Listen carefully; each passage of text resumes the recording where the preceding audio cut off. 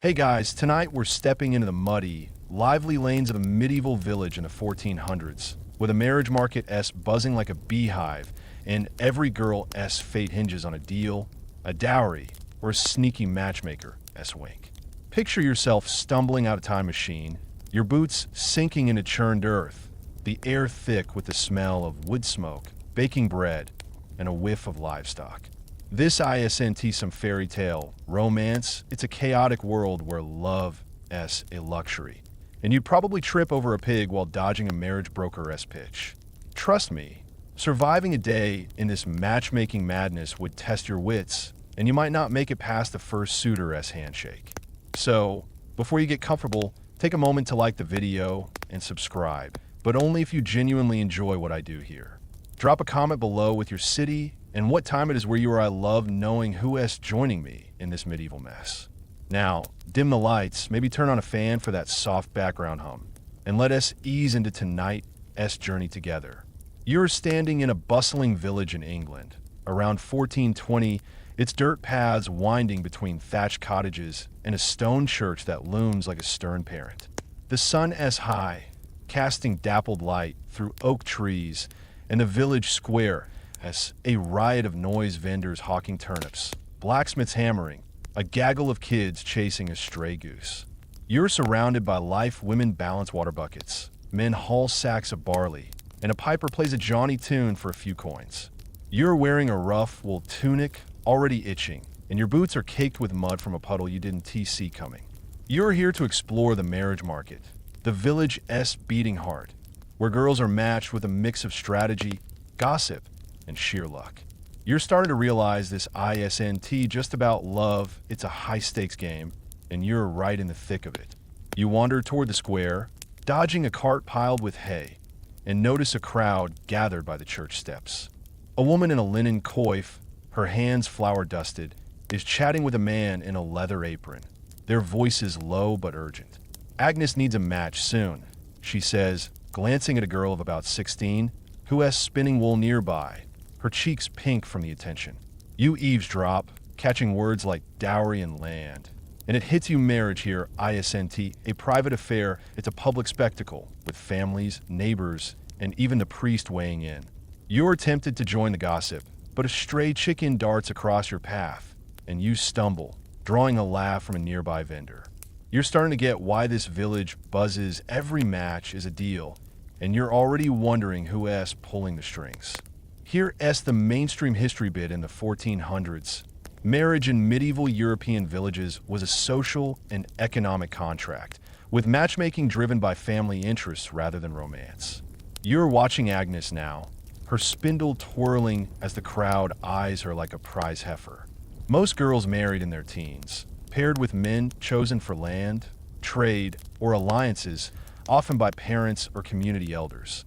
Villages relied on these unions to stabilize wealth, labor, and social ties, with dowries, money, goods, or land sealing the deal. The church oversaw vows, but local customs shaped the process, from betrothal feasts to public announcements. You're thinking about that flour-dusted woman, likely Agnes' mother, negotiating her daughter's future, and realizing this was less about love and more about survival. You're starting to respect anyone who navigated this market without losing their dowry or their patience. You're trying to blend in, but your muddy boots draw a stare from a man selling apples. He tosses you one, winking, and says for luck and love. You catch it, grinning, but notice he's eyeing Agnes, too, muttering about her good spinning hands. That's when you stumble on our obscure trivia for the night. In some medieval villages, matchmakers used love token small gifts like apples, ribbons, or carved combs to signal interest between families, often passed discreetly to avoid gossip. You're holding the apple now, wondering if it's a casual toss or a subtle pitch, and it's a quirky peek into the village's matchmaking dance everyone is playing, even the fruit guy. You're tempted to ask him about Agnes, but the crowd shifts, and you're swept toward a weaver's stall, the apple still in hand. You're starting to feel the village's rhythm, a blend of hustle and heart. You pass a baker's stall, the smell of fresh loaves tempting, And over here, two women gossiping about a failed match apparently. A suitor S cow wasn't he fat enough for the bride S father. You stifle a laugh, but it's a clue to how serious this market is. Every detail, from livestock to lineage, matters. This brings us to something historians are still debating. Was the medieval marriage market primarily economic, or did social bonds play an equal role? Some argue it was all about land and wealth, with families treating daughters as bargaining chips to secure resources. Others say community ties, neighborly trust, shared labor were just as crucial, shaping matches to keep villages tight-knit. You're watching Agnes' mother now, her eyes scanning the crowd for allies, and thinking it's probably both. But good luck getting scholars to agree. They'd rather argue over a dowry value than admit it's a mix. You're getting the hang of this, sort of. You learn to dodge stray geese, ignore the vendor flirtatious winks, and keep your hands close to avoid pickpockets. You pass a tavern, its door spilling laughter and the scent of ale, and you're tempted to duck in, but your stomach still wary from time travel jitters. You notice a group of men rolling dice by a well, their bets tied to a local match. Will Agnes pick the miller's son or the blacksmith? You're curious, but a priest's stern glance keeps you moving, not wanting to stir trouble. The village is a web of deals and dreams, and you're barely keeping up. You find a wooden bench by the church, its surface worn smooth, and sit, catching your breath. The marriage market buzzing, but you're still here, ready to dive deeper into its tangled threads. You're starting to see why this village thrives on matches. You think about Agnes' spindle, the apple in your hand, and the whispers of dowries shaping her fate. You're tired, your boots muddy, but you're hooked, eager to uncover the strategies, scandals, and secrets behind these unions. You lean back, the church's bells chiming softly, and let the village's hum wash over you. This is just the beginning of your journey into the medieval marriage market. And trust me, it's only going to get wilder from here. You're still perched on that worn wooden bench by the church, the village square's matchmaking buzz humming around you like a swarm of nosy bees. Your boots are caked with mud from dodging geese. Your wool tunic itches like it's plotting revenge. And that apple from the cheeky vendor, your possible love token, sits heavy in your hand, its shine dulled by Subura dust. The sun's dipping lower, painting the thatched cottages gold, and the air's thick with wood smoke, baking bread, and the faint whiff of a nearby pigsty. You're catching your breath after eavesdropping on Agnes' marriage prospects, her mother's sharp eyes scanning suitors like a hawk. You're itching to dive deeper into this medieval marriage market, and you notice Agnes' family huddled by their cottage, whispering fiercely about the match. You stand, brushing crumbs from your tunic, and edge closer, ready to learn how families schemed for advantageous matches. Spoiler, it's less about heart flutters and more about cold, hard strategy, and you're about to see why surviving a day in this deal, making drama, would test your negotiation skills. You creep toward the cottage, its wattle and daub walls leaning like they're eavesdropping too, and duck behind a stack of firewood to avoid notice. The air smells of damp earth and rosemary from a nearby garden, and you hear Agnes' mother, Joan, her voice low but firm, arguing with her husband, Thomas, a burly man with flour-dusted hands. The miller's son has 2 acres, Joan says, but the blacksmith's got a better trade. Their son, a lanky teen named Will, chimes in, suggesting a tanner's nephew with a fat dowry. You're piecing it together. Agnes' match her choice. It's a family chess game, with every move calculated for gain. You're tempted to peek over the woodpile, but a stray dog sniffs your boots, and you freeze, hoping it doesn't bark your cover away. You're starting to realize this scheming the village's lifeblood, and you're right in the middle of a family's high-stakes huddle. You shift slightly, the apple slipping in your sweaty palm, and catch sight of Agnes inside the cottage, spinning wool by the hearth, her face calm, but her fingers tense. Joan's pacing now, listing Agnes' assets, her spinning, her health, a small chest of linens, as if she's a market stall wares. Thomas grumbles about needing more land to join their plot with a neighbor S, while will suggest a match to secure his own apprenticeship. You're struck by the teamwork every family member S got a stake, from land to labor to social clout. You're starting to get why these strategies are so intense. It's not just about Agnes S' future, it's about the family S survival. And you're wondering who S got the final say in this medieval deal-making. Here S the mainstream history bit in the 1400s. Medieval European families, especially in villages, approached marriage as a strategic alliance, with parents orchestrating matches to secure economic and social advantages. You're watching Joan now, her hands gesturing like she's tallying coins. For peasant and middling families, marriage was a tool to pool resources, land, livestock, or trade skills, ensuring survival in a tough agrarian world. Girls, typically married in their teens, were matched based on dowries, goods, or money, and the groom's prospects with parents, siblings, and kin weighing in. These decisions strengthened family networks, often linking neighbors or trades, and were sealed with betrothals under church oversight. You're thinking about Thomas S. land obsession, realizing this wasn't about romance, but about stitching the family S future into the village S fabric. You're starting to respect anyone who schemed through this market without losing their dowry or their cool. You're trying to stay hidden, but the dog S sniffing louder, and you toss it a bit of apple to hush it up. Joan glances your way, and you duck lower, heart pounding, but she is too busy to notice, now haggling with a neighbor who has joined the huddle, a stout woman named Marjorie, pushing her son, a weaver-s apprentice, as a suitor. Marjorie brags about his steady hands, but Joan counters with Agnes' fine wool skills. That S when you stumble on our obscure trivia for the night. In some medieval villages, families used skill showcases, public displays of a girl's talents, like spinning or baking to boost her marriage stock, often staged at festivals or markets to impress suitors' kin. You're picturing Agnes' spindle now, wondering if her wool S a showpiece for this deal, and it's a quirky peek into how families turned chores into matchmaking ads. You're tempted to ask Marjorie about it, but the dog S eyeing you, and you stay put clutching the apple core. You're starting to feel the cottage S tension, a web of whispers and wants. The huddle grows as Agnes' uncle, a grizzled farmer, joins, arguing for a match with a plowman's son to gain grazing rights. You overhear Joan mention a chest of linens as Agnes' dowry, but Thomas wants at least a cow from the groom's side. It hits you every detail from land to linens is a bargaining chip, and Agnes is the prize, her voice silent in the scheming. This brings us to something historians are still debating: were medieval marriage strategies purely pragmatic, or did family dynamics shape decisions? Some argue economics ruled, with land and wealth driving every match, turning girls into assets.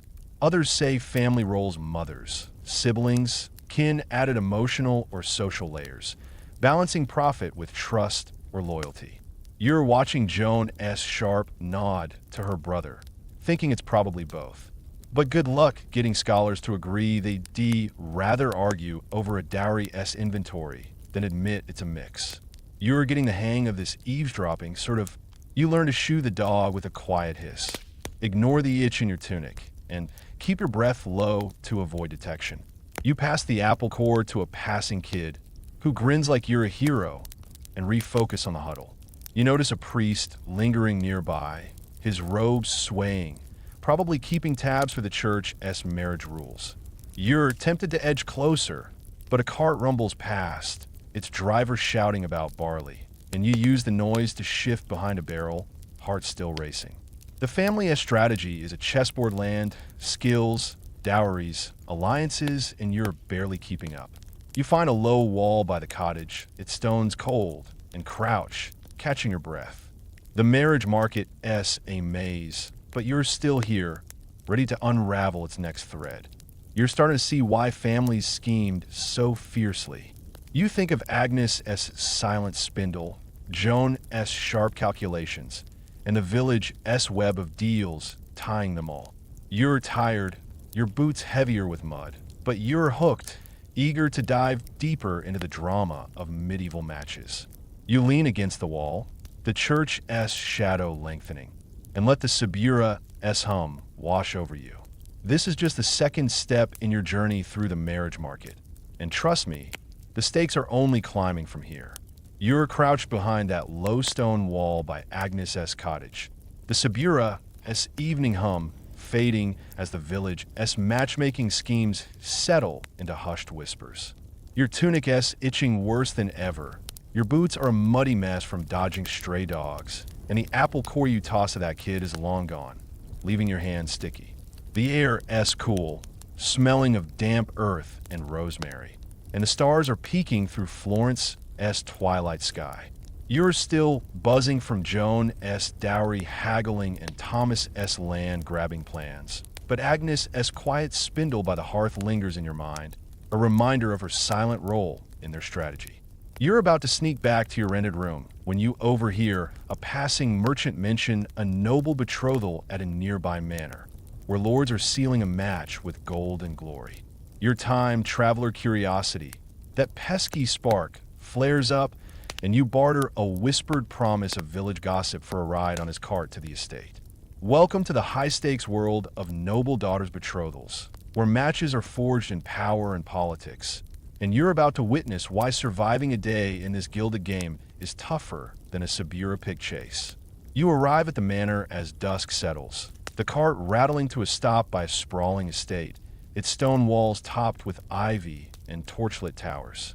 The air smells of polished leather, roasted venison, and blooming lavender from manicured gardens, a far cry from the village's muck. You step onto the gravel path, your sandals crunching, and the manor's grandeur hits you, arched windows glowing with candlelight, banners fluttering with a lion crest, and liveried servants scurrying like ants. You're out of place in your grubby tunic, but you slip in behind a group of minstrels, their lutes jangling, hoping to blend as a lowly guest. The courtyard's a spectacle knights in polished armor, ladies in silk gowns, and a bard reciting poetry about love and valor. You're drawn to a grand hall where a bethrothal's unfolding, and you're starting to realize this isn't Agnes's village deal. This is a noble chess match, and the stakes are sky high. You edge into the hall, its vaulted ceiling painted with saints, the air thick with rosewater and wax. A long table groans with silver platters of pheasant, figs, and spiced wine, and at its head sits Lord Reginald, a stern man in a fur-trimmed robe, beside his daughter, Lady Eleanor, about 15, her face pale under a jeweled veil. Across from them is Lord Hugh, a grizzled baron, and his son, Sir Roland, a lanky youth in velvet, eyeing Eleanor like she's a prize horse. You overhear a steward whispering about alliances and castles, and it clicks Eleanor's betrothal is a political maneuver, tying two noble houses for land, power, or war. You're tempted to gawk, but a servant shoves a tray of bread into your hands, mistaking you for staff, and you shuffle along, heart pounding, trying to catch every word. You're starting to get why these betrothals are high-stakes failure could spark feuds or ruin fortunes, and you're wondering how Eleanor's holding up under that veil. Here's the mainstream history bit in the 1400s. Noble marriages in medieval Europe were strategic alliances, with daughters betrothed to secure political, military, or economic power for their families. You're watching Lord Reginald now, his hand gripping a goblet as he toasts the match. Noble girls, often wed in their early teens, were paired with men sometimes decades older chosen for titles, lands, or ties to royalty, with negotiations handled by parents or lords. These unions required church approval but were driven by secular goals, like uniting estates or ending feuds, with dowries including gold, castles, or vassals. Betrothals were public, sealed with feasts and contracts, binding houses in a web of power. You're thinking about Eleanor's pale face, realizing her fate as less about love and more about her father's ambitions. You're starting to respect any noble girl who navigated this market without fainting or fleeing. You're passing bread to guests, your tray wobbling, when you overhear Lady Margaret, Eleanor's aunt, praising the match for its 3 manners, but fretting about Roland's weak sword arm. You stifle a chuckle, but notice Eleanor's hand tremble as she lifts her goblet, her eyes darting to her mother, Lady Beatrice, who nods stiffly. That's when you stumble on our obscure trivia for the night. In some noble betrothals, families exchanged pledge rings, small bands etched with family crests as tokens of intent, often worn by the bride-to-be until the wedding, symbolizing her claimed status. You spot a glint on Eleanor's finger, a silver ring with a lion, and wonder if it's weighing her down like a shackle. It's a quirky custom, but it shows how nobles marked their deals with flair, turning girls into walking contracts. You're tempted to ask Beatrice about it, but a knight's glare keeps you moving, bread tray in tow. You're starting to feel the hall's tension, a gilded cage of whispers and power plays. The minstrels strike up a tune, but the mood heavy. Reginald's boasting about his lands, Hugh's eyeing Eleanor's dowry, and Roland's fidgeting like he'd rather be jousting. You overhear a servant mutter about a rival lord's better offer, and it hits you. Eleanor's match isn't set in stone. It's a battlefield, with families vying for the upper hand. This brings us to something historians are still debating: were noble betrothals driven by political strategy, or did personal ambitions shape outcomes? Some argue politics ruled, with lords using daughters to cement alliances or gain titles, prioritizing power overall. Others say individual egos, fathers, mothers, even brides added complexity as pride or rivalry swayed deals. You're watching Beatrice's tight smile, wondering if she's pushing her own agenda and leaning toward ambition. But good luck getting scholars to agree. They'd rather argue over a manner-s deed than admit it's both. You're navigating the hall, passing bread to guests who barely notice you. When you catch Eleanor's eye for a moment, her gaze sharp, not meek, like she's sizing up Roland herself. You're struck by her quiet strength, a spark beneath the veil, but the tray's heavy, and you're swept back into the crowd. You notice a scribe at a side table, drafting the betrothal contract, his quill scratching like a countdown. You're tempted to peek, but a servant snaps for more bread, and you're moving again, heart still racing. You're starting to see why noble daughters' fates were so fraught. Every glance, every word, is a move in a game where losing means disgrace. You slip out to the courtyard, the feast's din fading, and breathe, the manor's torchlight casting long shadows. The Subura's calling, but you're hooked on this noble drama. You're back in the village lanes, the manor's glow fading, the stars bright above Florence's rooftops. Your heart's racing, Eleanor's pledge ring glinting in your mind, the amulet and charcoal stick heavy in your pocket. You pass a tavern where a man's boasting about a knight's betrothal, and you're tempted to eavesdrop, but your legs ache. You're thinking about Beatrice's nod, Reginald's toast, and all the nobles scheming through these matches. You're not sure how you'll survive another day here, let alone another gilded hall's secrets, but you're tougher than you thought, dodging nights without spilling bread or your cover. You head toward your rented room, the village's pulse steady under the night, ready for the next twist in this medieval marriage tale, eager to unravel more of its tangled webs. You're trudging back through the Subura's moonlit lanes, the noble bethrothal's gilded tension still clinging to you like the scent of roasted venison from Lord Reginald's feast. Your tunic's a scratchy mess, smudged with ochre from village eavesdropping, and your boots are caked with manor gravel, a gritty reminder of sneaking past nights with your bread tray.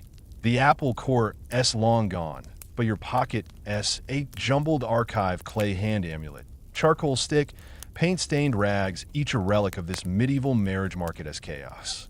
The air's crisp, carrying wood smoke, and the Arno's faint ripple, and Eleanor's trembling pledge ring lingers in your mind, a silver weight of noble deals. You're aiming for your rented room's lumpy mattress when you overhear a heated argument by a village tavern, voices clashing over dowries and chests. Your time, traveler curiosity, that relentless spark, pulls you closer, and you duck behind a barrel to listen, ready to navigate the tense drama of dowry negotiations. Spoiler, these deals are more cutthroat than a Subura pig chase, and you're about to learn why surviving a day in this bargaining bonanza would test your haggling skills. You're crouched by the tavern, its lamplight spilling onto the cobblestones, the air thick with ale and roasted onions. The argument is between two families, Joan and Thomas, Agnes' parent from the village, face off with Roger, a wiry miller, and his wife, Ellen, parents of a suitor named John. You recognize Joan's sharp tone, now laced with frustration, as she waves a linen cloth, part of Agnes' dowry. This chest's worth 2 cows, she insists, but Roger scoffs, countering with 1 cow and a plow. Thomas, flour dusted from his bakery, demands a share of the mill's grain, while Ellen snaps about Agnes' meager spinning. You're piecing it together. Dowry negotiations are the marriage market's backbone, a tense tug of war over goods, land, or status, and Agnes' fate hangs on this deal. You're tempted to peek over the barrel, but a stray cat hisses, and you freeze, hoping it doesn't blow your cover. You're starting to realize this drama the village's pulse, and you're right in the thick of it. You shift, the amulet digging into your thigh, and catch a glimpse of Joan unrolling a second cloth, its edges embroidered, as proof of Agnes' skill. Roger's unimpressed, pointing to a sack of barley he's offering, while Ellen mutters about better girls with fatter dowries.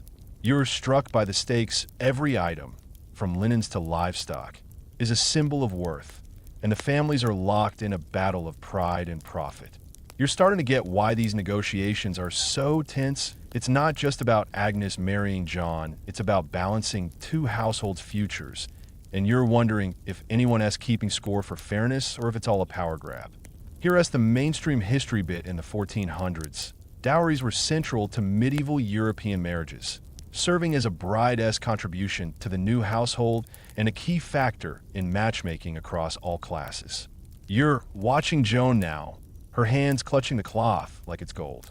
For peasant families, dowries included goods, linens, pots, or livestock, or small sums of money, negotiated to secure a groom's commitment and offset his family's costs. For nobles, dowries could be vast land, gold, or titles binding estates or alliances.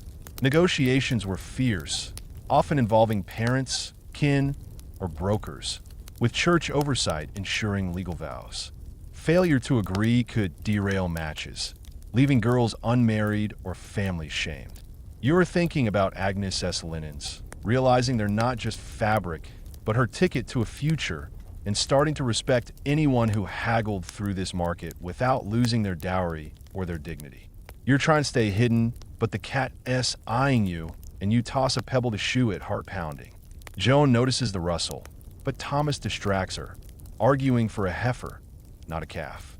Roger counters with a promise of mill access, but Ellen demands a wool cloak to sweeten the deal. That's when you stumble on our obscure trivia for the night. In some medieval communities, families sealed dowry deals with token exchanges, small items like a cloak, a coin, or a carved spoon passed during negotiations to show good faith, often kept as proof if disputes arose.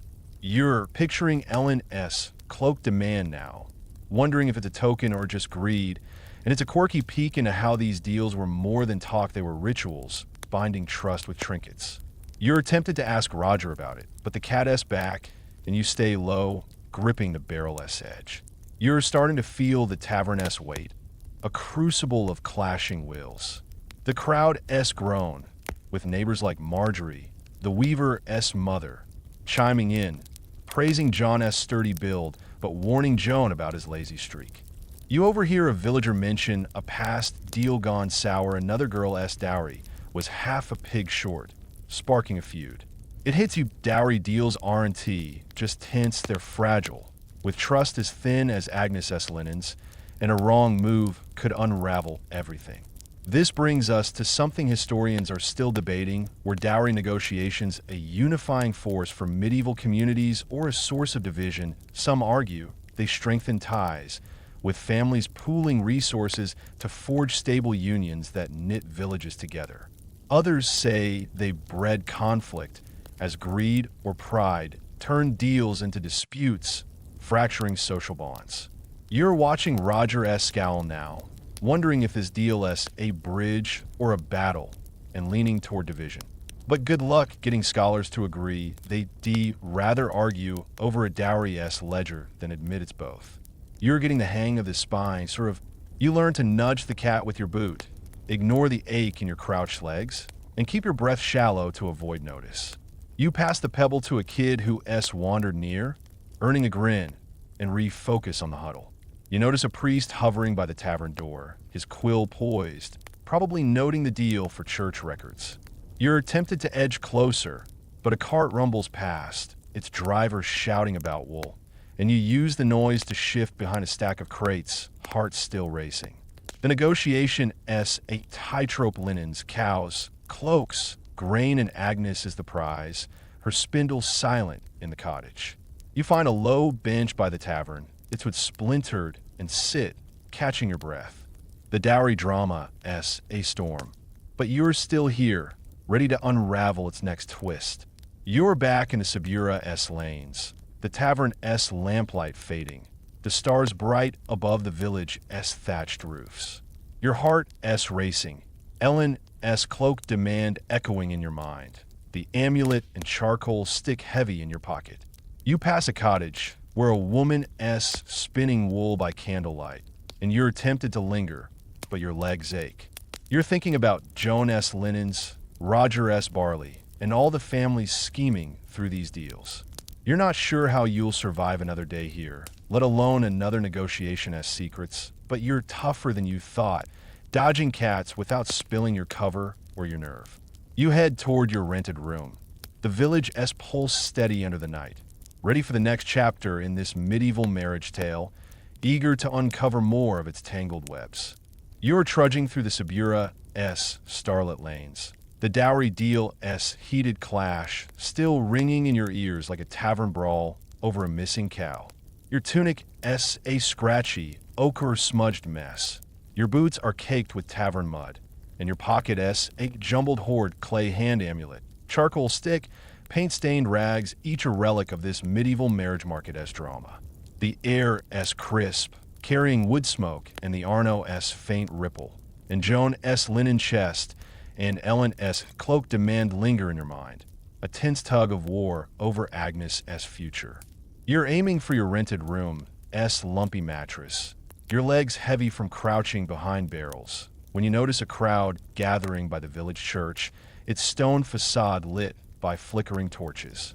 A priest's voice booms, lecturing about holy unions and your time traveler curiosity. That relentless spark pulls you closer. You slip into the crowd, ready to uncover the church's strict control over marriages. Spoiler, these rules are tighter than a noble purse strings, and you're about to learn why surviving a day under this holy oversight would test your patience more than a Subura pig chase. You edge into the churchyard, blending with villagers, farmers in rough tunics, women in linen coifs, a few kids clutching sticks drawn by the priestess sermon. The air smells of wax and damp moss, and the church's wooden doors creak open, revealing a candlelit interior where a couple stands before the altar, their hands clasped. You recognize the priest from Agnes' dowry talks, Father Edmund, his robes swaying as he recites Latin blessings. The couple, a young weaver and a baker's daughter, look nervous, their families flanking them like sentries. You overhear a woman whisper about banns and consanguinity, and it clicks this isn't just a wedding, it's a church-regulated ritual, with rules dictating every vow. You're tempted to sneak closer, but a stern deacon eyes you, and you stay put, heart pounding, trying to catch every word. You're starting to realize the church isn't just blessing unions, it's running the show, and you're wondering how anyone tied the knot without tripping over a rule. You shift, the amulet digging into your thigh, and notice Father Edmund holding a parchment, likely the marriage banns announcing the couple's intent. He quizzing the crowd, asking if anyone knows impediments to the union, like prior betrothals or forbidden kin ties. The villagers murmur, but no one speaks, and you're struck by the tension one wrong word could halt the match, shaming families or sparking feuds. You're starting to get why these rules are so strict the church holds the keys to marriage, and every step from banns to vows is a gate to pass. You're tempted to ask a nearby farmer about it, but a kid-esque stick-poking game nearly trips you, and you focus on Edmund-esque sermon, hoping to stay under the deaconess radar. Here-esque the mainstream history bit in the 1400s, the Catholic Church exerted tight control over marriages in medieval Europe, enforcing rules to ensure unions aligned with Christian doctrine and social order. You're watching Father Edmund now, his quill poised over the parchment. The church required public bans announcements read weeks before weddings to prevent secret or forbidden matches. It banned marriages between close kin up to fourth cousins, prior spouses, or non-Christians, with priests checking for impediments like pre-contracts or vows of chastity. Weddings needed witnesses and clerical approval, often at the church door, and dowries or consents were recorded. These rules stabilized families but gave the church power over personal lives, shaping the marriage market. You're thinking about that couple as clasped hands, realizing their love or deal was vetted by Edmund-esque pen, and starting to respect anyone who wed without a canonical snag. You're trying to blend in, but your muddy boots draw a glance from a woman in a coif, who hands you a crust of bread, mistaking you for a villager. You take it, grinning, and nibble the gritty loaf, catching her whisper about a marriage fine the couple paid for a rushed band's reading. That's when you stumble on our obscure trivia for the night. In some medieval parishes, couples could pay penance fees to bypass certain church rules like shortening banns or marrying in Lent allowing faster unions for a price, often pocketed by priests for church repairs. You're picturing Edmund as parchment now, wondering if that fine fattened his purse, and it's a quirky peek into how the church-esque grip had a loophole for those with coin. You're tempted to ask the woman about it, but the deaconess circling, and you munch quietly, keeping your head down. You're starting to feel the churchyard-esque weight, a mix of faith and control. The crowd-esque murmuring about another match Agnes-esque, maybe where Edmund-esque probing kin ties to avoid sinful bonds. You overhear a man grumble about a cousin-esque match blocked for being too close by church law, costing the family a dowry deal. It hits you these rules aren't just strict, they're maze, with priests like Edmund holding the map, and a wrong step could unravel years of scheming. This brings us to something historians are still debating. Did the church-esque marriage rules strengthen social stability or stifle personal freedom? Some argue they unified communities, ensuring clear lineage and property ties under Christian law. Others say they constrained choices, forcing couples to bend to clerical power, often at great cost. You're watching Edmund-esque stern nod, wondering if he guardian or gatekeeper, and leaning towards stifling. But good luck getting scholars to agree. They rather argue over a band's wording than admit it's both. You're getting the hang of this crowd, you learn to sidestep the kid-esque stick, ignore the itch in your tunic, and keep your bread crust close to avoid begging hands. You pass the crust to a stray dog, earning a tail wag, and refocus on the ceremony. You notice a scribe by the altar, recording the vows, his quill scratching like a clock. You're tempted to peek at his ledger, but a hymn starts, and you're swept into the crowd as chant, heart racing. You're starting to see why the church-esque rules were a double-edged sword blessing love, but binding it in red tape. You slip out to the churchyard, the hymn-esque echo fading, and breathe, the Subura-esque torchlight calling you back. The marriage market-esque a labyrinth, but you're hooked on its holy twists. You're back in the village lanes, the church-esque glow fading, the stars bright above the Subura-esque thatched roofs. Your heart-esque racing, Edmund-esque parchment etched in your mind, the amulet and charcoal stick heavy in your pocket. You pass a cottage where a woman-esque praying by candlelight, and you're tempted to linger, but your legs ache. You're thinking about the couple-esque vows, Joan-esque dowry, and all the villagers bending to the church-esque rules. You're not sure how you'll survive another day here, let alone another sermon-esque secrets, but you're tougher than you thought, dodging deacons without spilling bread or your cover. You head toward your rented room. The village pulse steady under the night, ready for the next chapter in this medieval marriage tale, eager to unravel more of its tangled threads. You're stumbling through the Subura starlit lanes. The church's marriage rules still humming in your ears like Father Edmund's Latin blessings over that nervous couple's vows. Your tunic's a scratchy, ochre, smudged disaster. Your boots are caked with churchyard mud, and your pocket's a cluttered trove clay hand amulet, charcoal stick, paint-stained rags, each a relic of this medieval marriage market tangle. The air's crisp, laced with wood smoke, and the Arno's faint ripple, and the weight of bands, kin bands, and penance fees lingers in your mind, a reminder of the church's iron grip on love. You're aiming for your rented room's lumpy mattress, your legs heavy from dodging deacons, when you notice a lively gathering by the village green, torchlight flickering over a crowd of villagers dancing to a piper-esque tune. You overhear whispers about matches and girls, and your time-traveler curiosity, that relentless spark, pulls you closer. You slip into the crowd, ready to see how peasant girls like Agnes find their matches. Spoiler, it's less about romance and more about grit and gossip, and you're about to learn why surviving a day in this rustic pairing game would test your social savvy more than a Subura goose chase. You edge into the green, blending with villagers, farmers in patched tunics, women in wool kirtles, kids weaving through legs with stolen apples. The air smells of damp grass, roasted barley, and the faint tang of spilled ale, and the scene a whirl of motion. A fiddler joins the piper. Girls in braided hair spin in a circle dance, and men clap, eyeing potential brides. You spot Agnes, her spindle swapped for a ribbon, dancing with a lanky boy, maybe the miller's son. John, her cheeks flushed, but her eyes wary. Nearby, Joan, her mother, watches like a hawk, whispering to a gaggle of women about good prospects. You're piecing it together. Peasant girls' matches are a village affair, shaped by work, worth, and watchful eyes, not just dowry deals. You're tempted to join the dance, but a stray kid bumps you, and you stumble, catching yourself on a barrel.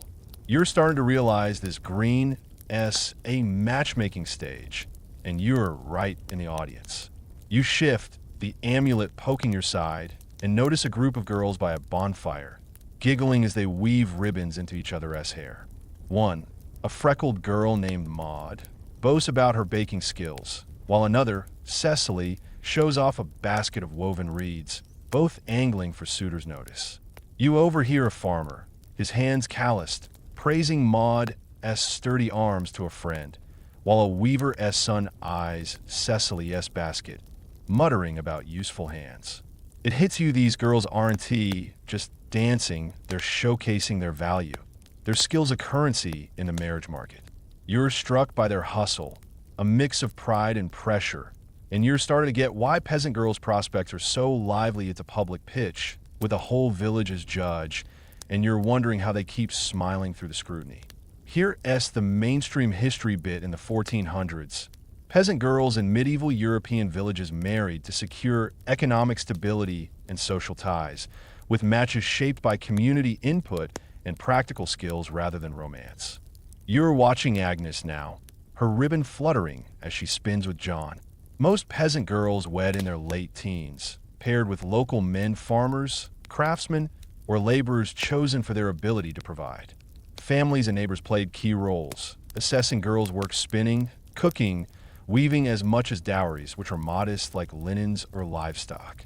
Matches were forged at village events, like feasts or dances, where girls displayed talents to attract suitors.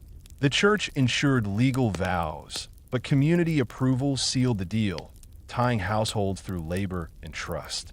You're thinking about Maud's baking, realizing it's not just bread, but her ticket to a match, and starting to respect any girl who navigated this market without tripping or losing her nerve. You're trying to blend in, but your muddy boots draw a glance from a woman in a kirtle, who hands you a clay cup of ale, mistaking you for a villager. You take it, grinning, and sip the sour brew, catching her whisper about a matchmaking charm. Maud's mother used a ribbon blessed by a local wise woman. That S when you stumble on our obscure trivia for the night. In some medieval villages, families used betrothal charms, ribbons, herbs, or small talismans blessed by healers or priests to bring luck to a girl's match, often tucked in her dowry or worn at dances to ward off bad suitors. You're eyeing Maud S. ribbon now, wondering if it's charmed or just flashy, and it's a quirky peek into how superstition spiced up the marriage game, giving girls a dash of magic in a practical world. You're tempted to ask the woman about it, but a burly farmer claps you on the back, nearly spilling your ale, and you focus on the dance, keeping your cover. You're starting to feel the green S energy, a mix of festivity and calculation. The crowd is cheering as a new girl, Ellen S. daughter Bess, joins the dance, her bread-baking hands catching eyes. You overhear Joan grumble about Bess S. better dowry, hinting at a rival match for John, and the tension S. palpable every twirl as a competition, every smile a strategy. You catch Agnes S. glance at her mother, a flicker of nerves, and it hits you these girls aren't just prospects, they're players in a village drama, their futures hinging on steps and skills. This brings us to something historians are still debating: did peasant girls have agency in their matches? Or were they pawns in family plans? Some argue they had influence, using charm or talents to sway suitors or parents, shaping their fates within constraints. Others say families and communities held the reins, with girls' roles limited to performing for approval. You're watching Agnes S. wary eyes, wondering if she S. steering John or just following Joan S. lead and leaning toward pawn.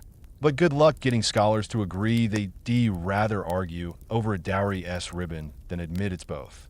You're getting the hang of this crowd, You learn to dodge kids' apple-stealing hands, ignore the ALS sour aftertaste, and keep your stance wide to avoid tipsy farmers. You pass the cup to a passing teen, earning a nod, and refocus on the dance. You notice Father Edmund by the church gate, his quill poised, likely noting matches for bands, a reminder of the church's looming rules.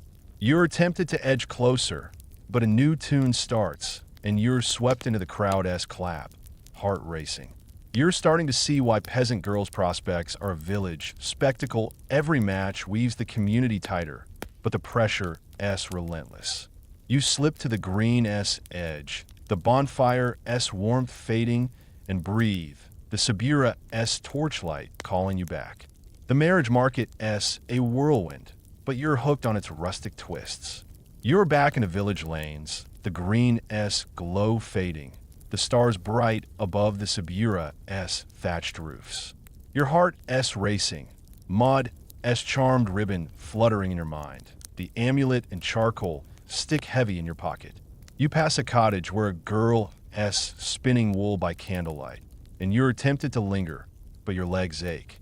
You're thinking about Agnes S dance, Joan S glare, and all the girls hustling for matches. You're not sure how you'll survive another day here, let alone another village event S secrets, but you're tougher than you thought, dodging farmers without spilling ale or your cover. You head toward your rented room, the village S pulse steady under the night, ready for the next chapter in this medieval marriage tale, eager to unravel more of its tangled threads.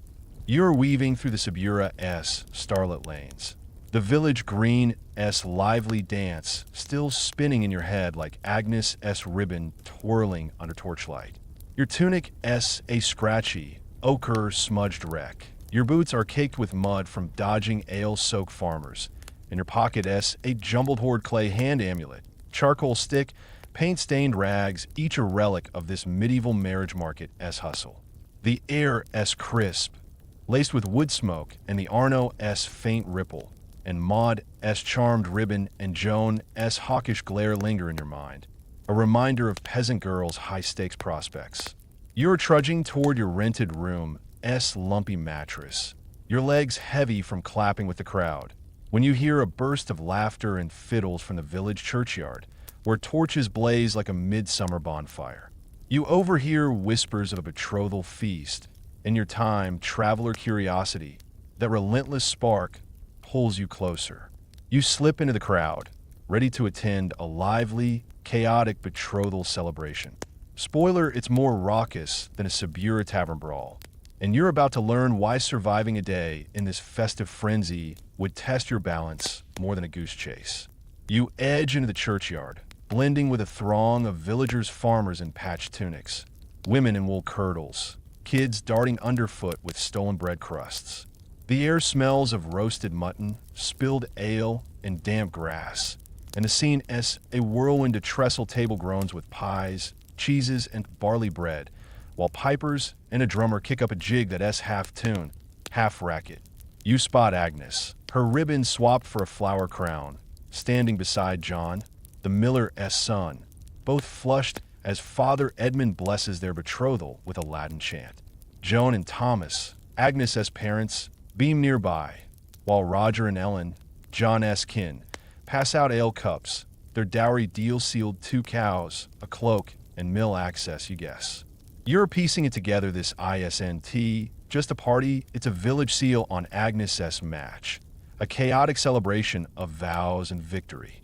You're tempted to grab a pie, but a drunken farmer stumbles into you, sloshing ale, and you dodge, heart pounding, trying to stay upright in the melee.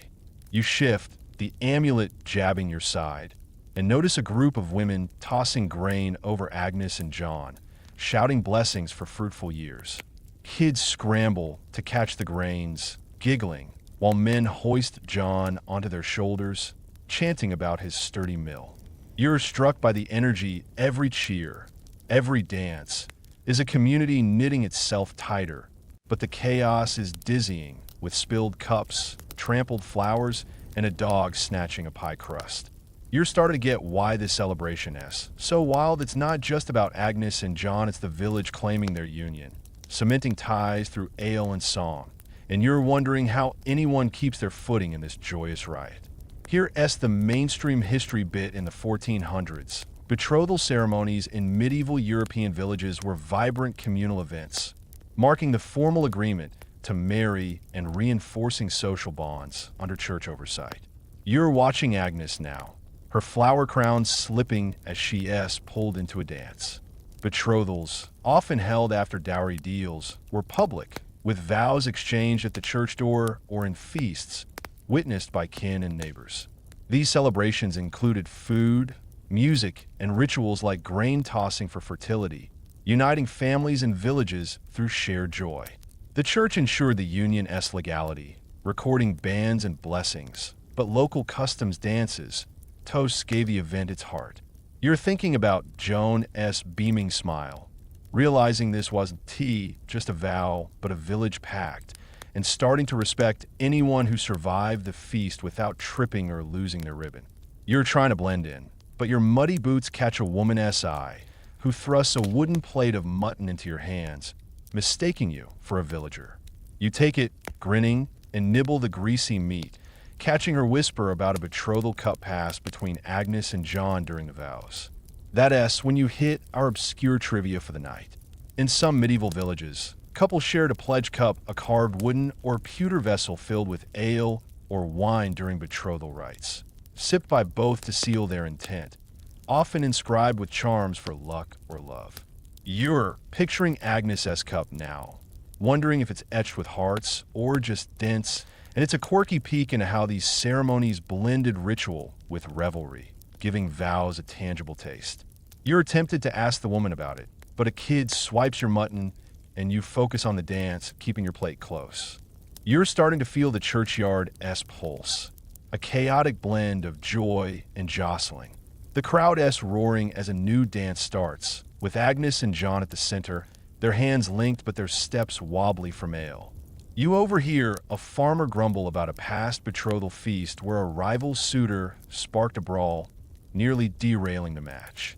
It hits you, this chaos isn't just festive, it's fragile, with tempers, rivalries, and too much ale threatening to tip the balance. You catch Joan as a sharp glance at Ellen, maybe worried about Bess, the rival girl, stealing John's eye. This brings us to something historians are still debating: were betrothal ceremonies unifying rituals or a flashpoint for conflict? Some argue they strengthen communities, forging bonds through shared feasts and vows that knit villages tighter. Others say they invited trouble, as rival suitors, dowry disputes, or drunken spats could fracture ties. You're watching Agnes S. wobbly step, wondering if this dance is harmony or a spark, and leaning toward conflict. But good luck getting scholars to agree. They'd rather argue over a feast-esque guest list than admit it's both.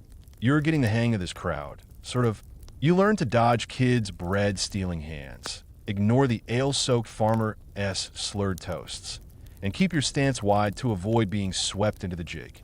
You pass the plate to a passing teen, earning a nod, and refocus on the ceremony. You notice Father Edmund by the church door, his quill scratching notes, likely for bans or fines, a reminder of the church's ever-watchful eye.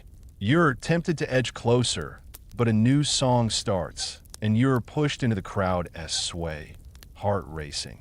You're starting to see why betrothal feasts were the village's heartbeat, binding love, land, and labor in a riotous knot, but teetering on chaos. You slip to the churchyard's edge, the bonfire's warmth fading, and breathe, the Subura's torchlight calling you back. The marriage market's a storm, but you're hooked on its festive twists. You're back in the village lanes, the churchyard's glow fading, the stars bright above the Subura's thatched roofs. Your heart's racing, the pledge cup's clink etched in your mind, the amulet and charcoal stick heavy in your pocket. You pass a cottage where a woman's mending a kirtle by candlelight, and you're tempted to linger, but your legs ache. You're thinking about Agnes's flower crown, Joan's vigilance, and all the villagers reveling in this match. You're not sure how you'll survive another day here, let alone another feast's secrets, but you're tougher than you thought, dodging drunks without spilling mutton or your cover. You head toward your rented room, the village's pulse steady under the night, ready for the next chapter in this medieval marriage tale, eager to unravel more of its tangled threads. You're stumbling through the Subura's moonlit lanes, the betrothal feast's raucous energy still buzzing in your ears like the piper's jig that nearly swept you into a dance. Your tunic's a scratchy, ochre-smudged mess. Your boots are caked with churchyard mud, and your pocket's a cluttered trove clay hand amulet, charcoal stick, paint-stained rags, each a relic of this medieval marriage market's whirlwind. The air's crisp, laced with wood smoke and the Arno's faint ripple, and Agnes's flower crown and the pledge cup's clink linger in your mind, a chaotic seal on her match with John. You're trudging toward your rented room's lumpy mattress, your legs heavy from dodging drunken farmers, when you notice a quiet couple slipping into a shadowed alley by the village green, their hands brushing shyly. You overhear a whisper about stolen glances, and your time traveler curiosity, that relentless spark, pulls you closer. You duck behind a haystack, ready to discover rare glimpses of love in this pragmatic marriage market. Spoiler romance here is sneakier than a Subura pickpocket, and you're about to learn why finding it in a day of deals and dances is like spotting a unicorn in a pigsty. You crouch by the haystack, its prickly straw jabbing your knees, blending into the shadows as the couple pauses under a flickering torch. The air smells of damp earth and clover, and you recognize the girl Bess, Ellen's daughter, the rival to Agnes, with her bread-baking hands that dazzled at the green-s dance. The boy, a lanky lad with a weaver-s apron, is Tom, a tailor-s apprentice you saw eyeing her during the feast. They're whispering, their voices soft but urgent, about meetings by the mill and keeping it from Mother. You're piecing it together. Bess and Tom are stealing moments, their glances hinting at something warmer than dowries or church rules. You're tempted to lean closer, but a stray cat slinks by, its eyes glinting, and you freeze, hoping it doesn't team meow your cover away. You're starting to realize love's not dead in this village, it's just hiding, a secret spark in a world of strategy, and you're eager to catch its flicker. You shift, the amulet digging into your side, and catch Bess slipping Tom a small ribbon, its blue thread catching the torchlight. He tucks it into his apron, his fingers lingering on hers, and you're struck by the tenderness, a fleeting moment that feels like defiance against Joan's haggling or Edmund's bans. You overhear Tom murmur about saving for a loom, promising Bess a future beyond her mother-esque plans. It hits you these stolen moments aren't just sweet, they're a gamble, risking family wrath or village gossip for a chance at something real. You're starting to get why Love's role is so secret. It's a rare luxury in a market of linens and livestock, and you're wondering how many couples like Bess and Tom dare to nurture it under prying eyes. Here's the mainstream history bit in the 1400s. Romantic love played a marginal role in medieval European marriages, especially among peasants, where economic and social factors dominated matchmaking, but glimpses of affection occasionally shaped unions. You're watching Bess now, her ribbon a quiet gift in the alley's shadows. Most marriages were arranged for land, labor, or alliances, with dowries and family approval outweighing personal choice. Yet, historical records like letters or court cases show some couples courted discreetly, exchanging tokens or meeting in secret, often with community tolerance if the match fit practical needs. The church, while strict, allowed consent in vows, giving rare space for love to nudge deals, though it was secondary to survival. You're thinking about Tom's promise, realizing it's not just a whisper, but a bold spark in a world of strategy, and starting to respect any couple who fan that flame without burning their dowry or their name. You're trying to stay hidden, but the cat's circling, and you toss a pebble to shoo it, heart pounding. Bess glances your way, but Tom pulls her closer, distracting her with a laugh about a silly dance. You breathe easier, catching their shared grin, and notice a small carved heart on Tom's belt, likely a gift from Bess. That S when you hit our obscure trivia for the night. In some medieval villages, couples exchanged love carvings, small wooden hearts, initials, or knots etched with simple tools, often hidden in belts or pockets as secret tokens of affection, safe from parents' prying eyes. You're eyeing Tom's heart now, wondering if Bess whittled it by moonlight, and it's a quirky peek into how love snuck through the cracks of dowry deals, a tiny rebellion in a practical world. You're tempted to ask them about it, but the cat's back, and you stay low, gripping the haystack's edge. You're starting to feel the alley's quiet magic, a contrast to the green's raucous feast. The crowd's dispersed, but you overhear a woman by the tavern gossiping about a secret pair caught by the mill last week, nearly costing the girl's match. It hits you Love's not just secrets risky, with village eyes and church rules ready to snuff it out. You catch Bess's shy smile as she adjusts Tom's apron, a moment so tender it feels like a shield against Ellen's dowry schemes. This brings us to something historians are still debating. Did romantic love in medieval marriages emerge from personal agency, or was it a byproduct of social norms? Some argue couples carved out space for affection, using consent or courtship to shape matches within constraints. Others say love was incidental, blooming only when practical needs aligned, shaped by community pressures. You're watching Bess's ribbon now. It's blue, a defiant spark, and leaning toward agency. But good luck getting scholars to agree. They'd rather argue over a courtier's love letter than admit it's both. You're getting the hang of this spying, sort of. You learn to nudge the cat with your boot, ignore the straw's prickle, and keep your breath low to avoid notice. You pass the pebble to a passing kid, earning a grin, and refocus on the couple. You notice Father Edmund's silhouette by the church, his lantern swaying, likely patrolling for sinful trysts, a reminder of the church's watchful grip.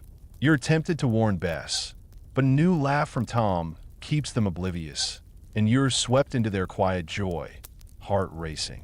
You're starting to see why Love's glimpses are so rare. They're fragile, blooming in alleys or mill shadows, away from dowries and bands. You slip away from the haystack, the alley's torchlight fading, and breathe, the Subura's hum calling you back. The marriage market's a maze, but you're hooked on its secret sparks. You're back in the village lanes, the alley's glow fading, the stars bright above the Subura's thatched roofs. Your heart's racing, Tom's carved heart etched in your mind, the amulet and charcoal stick heavy in your pocket. You pass a cottage where a woman s mending a curdle by candlelight, and you're tempted to linger, but your legs ache. You're thinking about Bess S. ribbon, Ellen S. schemes, and all the villagers hiding love in plain sight. You're not sure how you'll survive another day here, let alone another secret S. shadows, but you're tougher than you thought, dodging cats without spilling your cover or your nerve. You head toward your rented room. The village S. pulls steady under the night, ready for the next chapter in this medieval marriage tale, eager to uncover more of its hidden flames. You're slipping through the Subura shadowed lanes, the quiet magic of Bess and Tom S. alley rendezvous still warming your heart like a stolen ribbon tucked under starlight. Your tunic S. a scratchy, ochre smudge disaster. Your boots are caked with alley mud, and your pocket S. a bulging trove clay hand amulet. Charcoal stick, paint-stained rags, each a relic of this medieval marriage market S. twists. The air S. cool, laced with wood smoke and the Arno S. faint ripple, and Tom S. carved heart and Bess S. shy smile linger in your mind. A rare spark of love in a world of dowries and deals. You're trudging toward your rented room S. lumpy mattress, your legs heavy from crouching behind haystacks, when you notice a small crowd gathered outside a modest cottage, torchlight flickering over somber faces. You overhear whispers about a child betrothal, and your time traveler curiosity, that relentless spark, pulls you closer, though a knot forms in your stomach. You duck behind a card, ready to confront the unsettling reality of child brides in this medieval world. Spoiler, it's heavier than a Subura pig cart, and you're about to learn why surviving a day in this delicate drama would test your heart more than a village dance. You edge closer to the cottage, its wattle and daub walls patched with moss, blending with villagers, farmers in rough tunics, women in linen coifs, a few kids clutching sticks, their eyes wide. The air smells of damp straw and tallow candles, and the scene S. subdued. A family stands in the doorway, a girl no older than 10, her hair in loose braids, clutching a wooden doll. She S. flanked by her parents, a weary-looking couple, and across from them is a stout man, a tanner by his leather apron, with a boy about 12, his face blank. You recognize the priest, Father Edmund, his robes swaying as he reads from a parchment, muttering about future vows.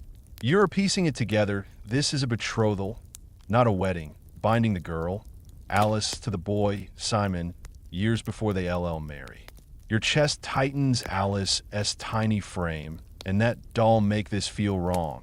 And you're starting to realize child betrothals are a grim corner of the marriage market, where innocence meets strategy. You shift, the amulet digging into your side, and catch Alice's mother, Emma, wiping a tear as she adjusts her daughter's cloak. The tanner, Robert, boasts about Simon's strong hands for his trade, while Emma's husband, Peter, a farmer, nods, mentioning Alice's dowry chest already started with linens.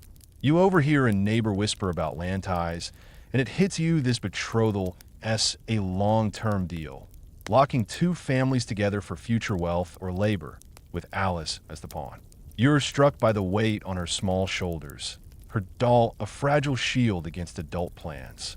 You're tempted to step out, maybe say something, but a stern villager-esque glance keeps you hidden, heart racing, as you try to process this unsettling scene under Edmund's watchful eye. Here's the mainstream history bit in the 1400s. Child betrothals were common in medieval Europe, especially among peasants and nobles, as a way to secure alliances or resources years before marriage, often involving girls as young as 7. You're watching Alice now, her braids swaying as she grips her doll. These agreements, overseen by the church, were legal contracts with vows exchanged and dowries promised, though consummation waited until puberty, typically around 12 or 14. Parents arranged them to merge land, trades, or social ties, ensuring family stability. The church permitted such betrothals, requiring consent in theory, but children's voices were rarely heard, and families prioritized practical gains. You're thinking about Emma Esther, realizing Alice's betrothal is less about her and more about her family's fields, and starting to respect any child who endured this market without losing their spark or their doll. You're trying to stay concealed, but the cart's creaking and you nudge it still, heart pounding. You overhear Emma whispering to Peter about keeping Alice safe until the wedding, while Robert insists Simon learn the tannery to prove his worth. You notice Alice pass her doll to Simon, who holds it awkwardly, his eyes softening for a moment before Robert snaps at him to stand tall. That's when you hit our obscure trivia for the night. In some medieval betrothals, children exchanged promised gifts, small toys, ribbons, or trinkets as symbols of their future bond, often kept until the wedding to remind them of the vow, a practice blending innocence with obligation. You're picturing Alice's doll now, wondering if it's a gift or a plea, and it's a quirky peek into how these ceremonies wove childhood into adult deals, a bittersweet thread in a practical world. You're tempted to ask Emma about it, but a kid's stick clatters nearby, and you stay low, gripping the cart's edge. You're starting to feel the cottage's weight, a quiet sorrow beneath the torchlight. The crowd's murmuring about another child betrothal last year, where a girl's family broke the deal, sparking a feud over a promised cow. It hits you these betrothals aren't just unsettling, they're fragile, with family honor and village ties hanging on a child's promise. You catch Alice's glance at her mother, a flicker of trust despite her confusion. It's a gut punch she's caught in a web of dowries and fields, her voice silent. This brings us to something historians are still debating: were child betrothals a pragmatic necessity or a moral failing of medieval society? Some argue they were essential, securing family futures in a harsh world where early planning ensured survival. Others say they exploited children, robbing them of agency and childhood for adult gains. You're watching Alice's doll now, its wooden face a silent witness and leaning toward failing. But good luck getting scholars to agree. They'd rather argue over a betrothal contract's ink than admit it's both. You're getting the hang of this hiding, you learn to ignore the cart's creak, tune out the kid's stick game, and keep your breath shallow to avoid notice. You pass a pebble to a stray dog, earning a quiet retreat, and refocus on the ceremony. You notice Father Edmund scribbling on his parchment, likely noting the betrothal for church records, a reminder of his ever-present rules. You're tempted to peek at his notes, but the crowd shifts and you're pushed back, heart racing. You're starting to see why child betrothals were so heavy. They're not just deals, but burdens, tying girls like Alice to futures they can't yet grasp. You slip away from the cart, the cottage's torchlight fading, and breathe, the Subura's hum calling you back. The marriage market's a labyrinth, but you're hooked on its tender shadows. You're back in the village lanes, the cottage's glow fading, the stars bright above the Subura's thatched roofs. Your heart's racing, Alice's doll etched in your mind, the amulet and charcoal stick heavy in your pocket. You pass a tavern where a man's boasting about a new match, and you're tempted to eavesdrop, but your legs ache. You're thinking about Emma's tear, Simon's softness, and all the children caught in this market's web. You're not sure how you'll survive another day here, let alone another bethrothal's secrets, but you're tougher than you thought, dodging villagers without spilling your cover or your heart. You head toward your rented room. The village's pulse steady under the night, ready for the next chapter in this medieval marriage tale, eager to unravel more of its tangled threads. You're trudging through the Subura's moonlit lanes, the weight of Alice's child betrothal still pressing on your chest like a cold stone from that cottage's wall. Your tunic's a scratchy, ochre-smudged wreck. Your boots are caked with alley mud, and your pocket's a cluttered reliquary clay hand amulet. Charcoal stick, paint-stained rags, each a relic of this medieval marriage market's tangled web. The air's cool, laced with wood smoke and the Arno's faint ripple, and Alice's wooden doll and Emma's quiet tear linger in your mind, a stark reminder of innocence caught in adult deals. You're aiming for your rented room's lumpy mattress, your legs heavy from crouching behind carts, when you notice a small gathering outside a tavern, torchlight flickering over faces whispering about a widow-esque match. Your time traveler curiosity, that relentless spark, pulls you closer, and you duck behind a stack of barrels, ready to explore how widows navigate the remarriage market. Spoiler, it's as tricky as a Subura pig chase, and you're about to learn why surviving a day in this second chance game would test your wits more than a village feast. You edge closer to the tavern, its lamplight spilling onto the cobblestones, the air thick with ale and roasted chestnuts. The gathering is a mix of villagers, farmers in patched tunics, women in wool shawls, a few kids clutching sticks, their eyes curious. At the center stands a woman in her 30s, her face lined but strong, her kirtle plain but neatly mended. You overhear she-s Marjorie, a widow whose husband, a cooper, died last winter, leaving her a small plot and a barrel trade. She-s flanked by her brother, a burly farmer named Hugh, arguing with a wiry man, Giles, a blacksmith, who-s eyeing Marjorie like she-s a prize anvil. You recognize Father Edmund-s silhouette, his quill poised, muttering about canonical clearance for her remarriage. You're piecing it together. Widows like Marjorie are prime players in the marriage market, their prospects shaped by land, skills, and past vows, but the path is fraught with scrutiny. You're tempted to lean out, but a barrel creaks, and you freeze, heart pounding, hoping the cat from last night doesn't reappear. You shift, the amulet jabbing your side, and catch Marjorie's sharp glance at Giles, assessing his calloused hands as Hugh boasts about her steady weaving in 2 acres. Giles counters with his forge-s output, promising iron tools for her plot, but you overhear a woman whisper about Marjorie's past debts, hinting at village gossip. You're struck by the balance. Marjorie's a catch with land and skills, but her widowhood makes her a target for judgment, her every move weighed against her late husband's shadow. You're starting to get why remarriage is so tricky. It's not just about love or land, it's about rewriting a woman's place in a village web of deals and debts.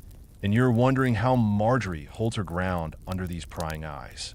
Here's the mainstream history bit. In the 1400s, widows in medieval Europe were significant players in the marriage market, often remarrying to secure economic stability or social standing, with their prospects shaped by inherited wealth and community approval.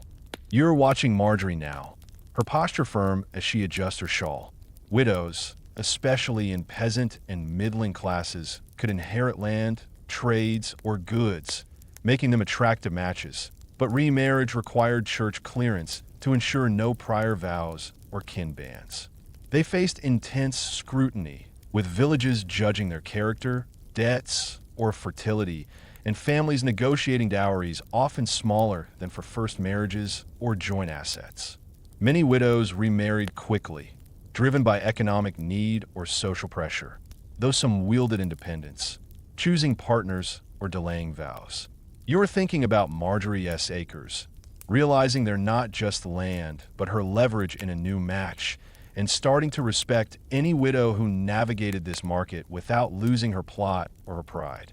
You're trying to stay hidden, but a kid's stick clatters nearby, and you toss a pebble to distract him, heart racing. Hugh notices the noise, but Marjorie redirects him, asking Giles about his forged debts, her tone sharp but calm. You catch a glint on her finger, a plain ring, maybe her late husband's, still worn. That when you hit our obscure trivia for the night. In some medieval communities, widows wore mourning rings, simple bands from their first marriage, as a sign of respect or leverage in remarriage talks, often kept until a new betrothal to signal loyalty or bargaining power. You're eyeing Marjorie's ring now, wondering if it's a memory or a tactic, and it's a quirky peek into how widows used symbols to navigate their second chance, blending grief with strategy in a practical world. You're tempted to ask her brother about it, but the kid's back, and you stay low, gripping the barrel-s edge. You're starting to feel the tavern-s weight, a mix of hope and suspicion. The crowd is murmuring about another widow-s match last year, where debts soured the deal, costing her a plot.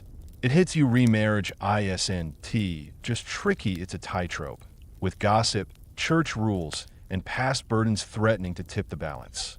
You catch Marjorie's steady gaze at Giles, a flicker of calculation, maybe even warmth, and it's a reminder she's not just a widow, but a woman, steering her fate in a village that's both ally and judge. This brings us to something historians are still debating: did widows in medieval remarriage markets gain autonomy or remain constrained by social pressures? Some argue widowhood offered freedom, letting women control assets or choose partners with more agency than first-time brides. Others say community and church oversight limited their choices, forcing quick remarriages to avoid poverty or shame. You're watching Marjorie's ring now, its glint a quiet defiance and leaning toward autonomy. But good luck getting scholars to agree. They'd rather argue over a widowess than admit it's both. You're getting the hang of this spying, sort of. You learn to ignore the kid's stick, tune out the tavern's ale-soaked chatter, and keep your breath shallow to avoid notice. You pass the pebble to a stray dog, earning a quiet retreat, and refocus on the huddle. You notice Father Edmund scribbling, likely checking Marjorie's marital status for church records, a reminder of his ever-present rules. You're tempted to peek at his parchment, but a new villager joins, praising Marjorie's fine wool, and you're swept into their whispers, heart racing. You're starting to see why widows' second chances were so fraught. They're not just matches, but reinventions, balancing past and future in a village web. You slip away from the barrels, the tavern's torchlight fading, and breathe, the Subura's hum calling you back. The marriage market's a storm, but you're hooked on its resilient sparks. You're back in the village lanes, the tavern's glow fading, the stars bright above the Subura's thatched roofs. Your heart's racing, Marjorie's mourning ring etched in your mind. The amulet and charcoal stick heavy in your pocket. You pass a cottage where a woman's weaving by candlelight, and you're tempted to linger, but your legs ache. You're thinking about Hugh's boasts, Giles's promises, and all the widows rewriting their fates. You're not sure how you'll survive another day here, let alone another huddle's secrets, but you're tougher than you thought, dodging villagers without spilling your cover or your nerve. You head toward your rented room, the village's pulse steady under the night, ready for the next chapter in this medieval marriage tale, eager to unravel more of its tangled threads. You're weaving through the Subura's starlit lanes, the weight of Marjorie's mourning ring and her tense remarriage talks still tugging at your thoughts like a widow's mended kirtle. Your tunic's a scratchy, ochre-smudged mess. Your boots are caked with tavern mud, and your pocket's a jumbled reliquary clay hand amulet, charcoal stick, paint-stained rags, each a relic of this medieval marriage market's twists. The air's cool, laced with wood smoke and the Arno's faint ripple, and Giles's forged promises and Hugh's boasts linger in your mind, a reminder of widows carving second chances in a watchful village. You're trudging toward your rented room's lumpy mattress, your legs heavy from crouching behind barrels, when you overhear a cart driver at a crossroads boasting about a marriage hustle in a nearby market town. Your time traveler curiosity, that relentless spark, flares up, and you barter a rag for a bumpy ride to the town, hopping aboard as the cart rattles toward opportunity. Welcome to the fast-paced urban matchmaking scene, where deals move quicker than a Subura pickpocket, and you're about to dive into why surviving a day in this bustling market would test your hustle more than a village dance. You arrive in a market town at dawn, the cart creaking to a stop by a sprawling square, its cobblestones slick with morning dew. The air smells of fresh bread, tanned leather, and the sharp tang of a nearby tannery. And the town's a whirlwind merchants shout about silks, apprentices haul crates, and a bell clangs from a stone church tower. You step onto the street, your sandals slipping, and the urban bustle hits you. Hawkers peddle spices, weavers display bolts of wool, and a crowd surges through narrow alleys lined with timber-framed shops. You're drawn to a busy tavern by the square, its sign creaking with a painted rose, where a lively crowd gathers, whispering about matches and trades. You slip inside, blending with townsfolk, traders in fine cloaks, artisans in aprons, women with market baskets drawn by talk of urban marriages. The air as thick with ale and rosemary, and you're out of place in your village-stained tunic, but the dawn-s gray light masks you, ready to uncover the town-s matchmaking hustle. You edge into the tavern, its low beams hung with dried herbs, the din of clinking cups and laughter nearly drowning out a fiddler-s tune. At a long table, a group-s haggling over a marriage deal, a merchant-s daughter, Clara, about 17, is the prize. Her father, Master Hugh, a stout cloth trader, facing off with Master Roland, a tanner with a booming voice. You overhear terms like guild ties and market stalls, and spot Clara by the hearth, her hands twisting a ribbon, her eyes darting between her father and a young man, likely Roland's son, Peter, a leatherworker with a shy grin. You're piecing it together. Urban matches are a high-speed game, driven by trade, status, and city connections, not just land or linens. You're tempted to eavesdrop closer, but a serving girl shoves a tray of bread into your hands, mistaking you for staff, and you shuffle along, heart pounding, trying to catch every word. You're starting to realize this town-s marriage market is a frenetic bazaar, and you're right in the deal-making fray.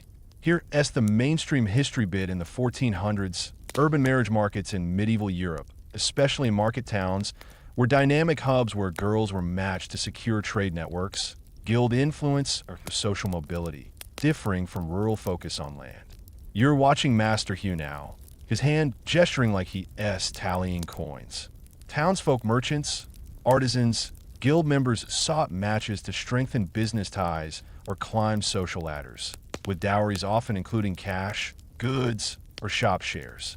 Girls, typically wed in their late teens, were valued for skills like weaving or bookkeeping, and negotiations moved fast, fueled by urban competition. The church oversaw vows, but guilds and civic leaders shaped deals, with public markets or taverns as matchmaking hubs. You're thinking about Clara's ribbon, realizing it's not just a trinket, but her stake in a trade empire, and starting to respect anyone who hustled through this market without losing their dowry or their cool. You're passing bread to patrons, your tray wobbling, when you overhear Master Roland boasting about Peter's fine hides, while Hugh counters with Clara's ledger skills for his cloth shop. You catch a woman's whisper about a marriage seal, a wax-stamped token exchanged in urban deals, and spot Clara slipping Peter a small cloth pouch, maybe a token. That's when you hit our obscure trivia for the night. In some medieval towns, couples or families used betrothal seals, wax tokens stamped with trade symbols, like a loom or anvil, to mark marriage agreements, often kept as proof of intent in guild disputes, blending business with vows. You're picturing Clara's pouch now, wondering if it holds a seal or just coins, and it's a quirky peek into how urban matches fused love with ledger, a practical romance in a bustling world.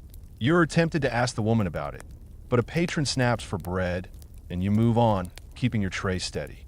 You're starting to feel the tavern's pulse, a frenetic mix of commerce and courtship. The crowd's buzzing about another match. A baker's daughter snagged a vintner's son, doubling their market stalls.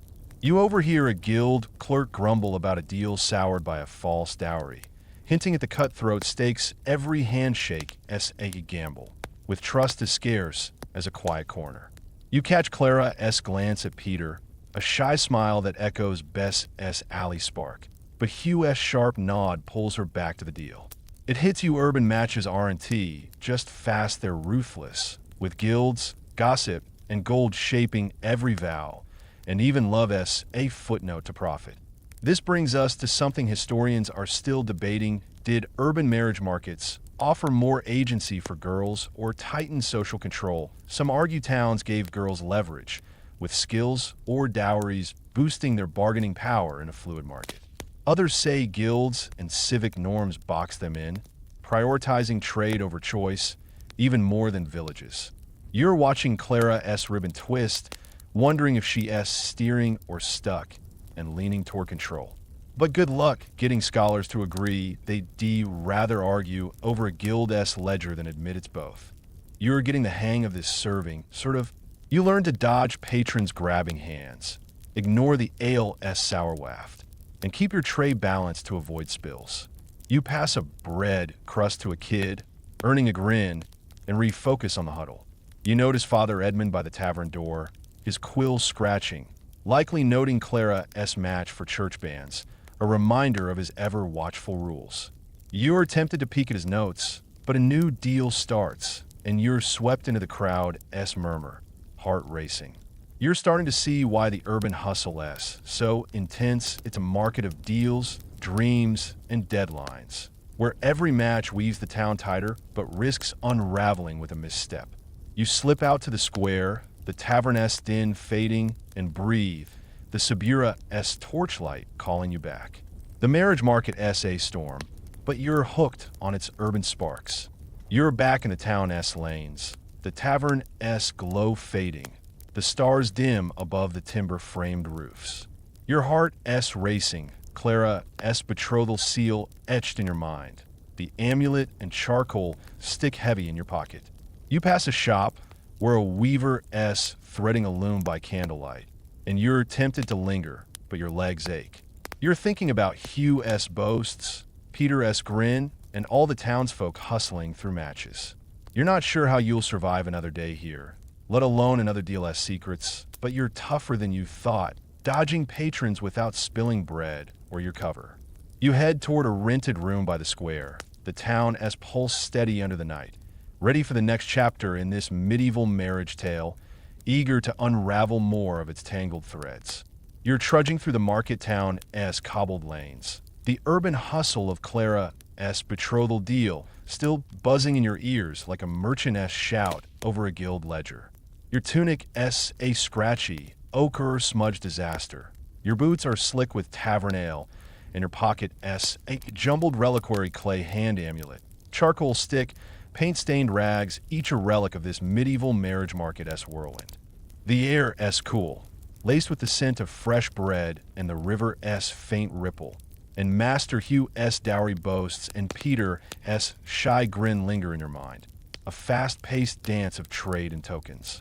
You're aiming for your rented room's creaky cot, your legs heavy from dodging bread-snatching patrons, when you overhear a bar by the square, strumming a lute and singing of knights and brides at a nearby noble estate.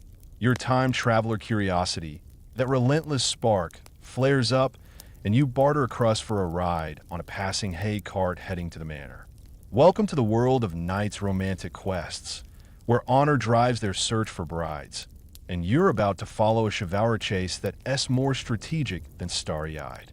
Spoiler, it's as tricky as a Subura joust, and surviving a day in this courtly game would test your charm more than a village feast.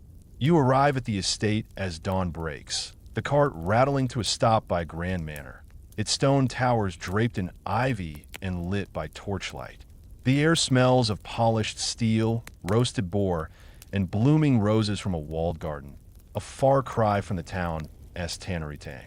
You step onto the gravel path, your sandals crunching, and the manor's splendor hits you, arched windows glowing with stained glass, banners fluttering with a stag crest, and squires scurrying with polished armor. You're out of place in your town-stained tunic, but you slip in behind a troop of minstrels, their viols humming, hoping to blend as a lowly guest. The courtyard's alive with pomp knights in gleaming mail, ladies in velvet gowns, and a falconer tending a hooded bird. You're drawn to a great hall where a knight's marriage quest is unfolding, and you're starting to realize this isn't just romance, it's a high-stakes mission for honor, and you're right in the gilded fray. You edge into the hall, its vaulted ceiling carved with vines, the air thick with beeswax and lavender. A long table sparkles with silver goblets, platters of venison, and spiced pears, and at its head sits Lord William, a grizzled noble, beside his daughter, Lady Isabel, about 16, her face serene under a pearl headdress.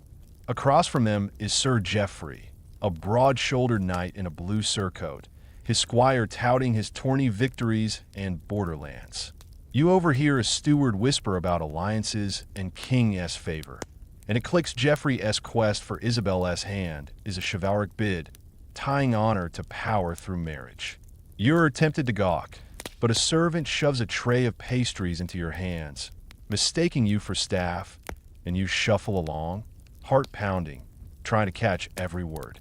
You're starting to get why Knight's quests are so intense failure could dent their reputation or spark a feud, and you're wondering how Isabel is holding up under that headdress.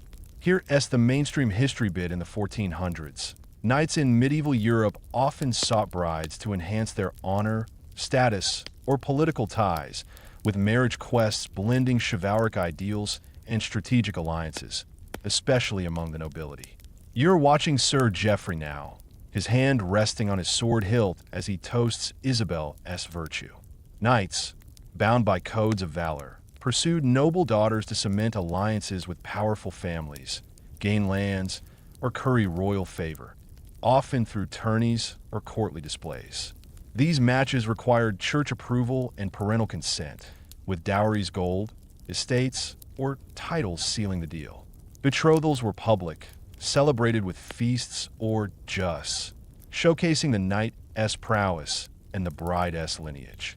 You're thinking about Geoffrey's tourney boasts, realizing his quest is less about love and more about climbing the noble ladder, and starting to respect any knight who wooed without losing his armor or his pride. You're passing pastries to guests, your tray teetering, when you overhear Lady Margaret, Isabel's aunt, praising Geoffrey's broad lands but fretting about his reckless lance in justs. You stifle a chuckle, but notice Isabel's hand adjust her headdress, her eyes flicking to Geoffrey with a mix of curiosity and caution. You catch a glint on her wrist, a small silver chain, maybe a knight's token. That's when you hit our obscure trivia for the night. In some medieval courts, knights gifted courtesy chains, delicate silver or gold links to prospective brides during courtship, worn as a pledge of intent, often returned if the match failed, a chivalric flex blending romance with obligation. You're eyeing Isabel's chain now, wondering if it's Geoffrey's or a rival's. And it's a quirky peek into how knights wove flair into their quests, turning vows into jewelry. You're tempted to ask Margaret about it, but a squire's glare keeps you moving, pastry tray in tow. You're starting to feel the hall's weight, a gilded stage of honor and ambition. The minstrels strike up a ballad about a knight's love, but the mood's tense William's eyeing Geoffrey's lance, Margaret's whispering about a rival knight's better crest, and Isabel's smile feels practiced. You overhear a servant mutter about a past quest where a knight's failed tourney lost him a bride, tarnishing his name.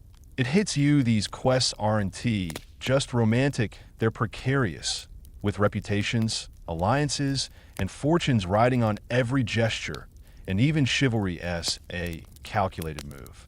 This brings us to something historians are still debating: were knights' marriage quests driven by chivalric ideals or pragmatic power play? Some argue they embodied courtly love, with knights pursuing brides to prove valor and devotion, inspired by romance tales.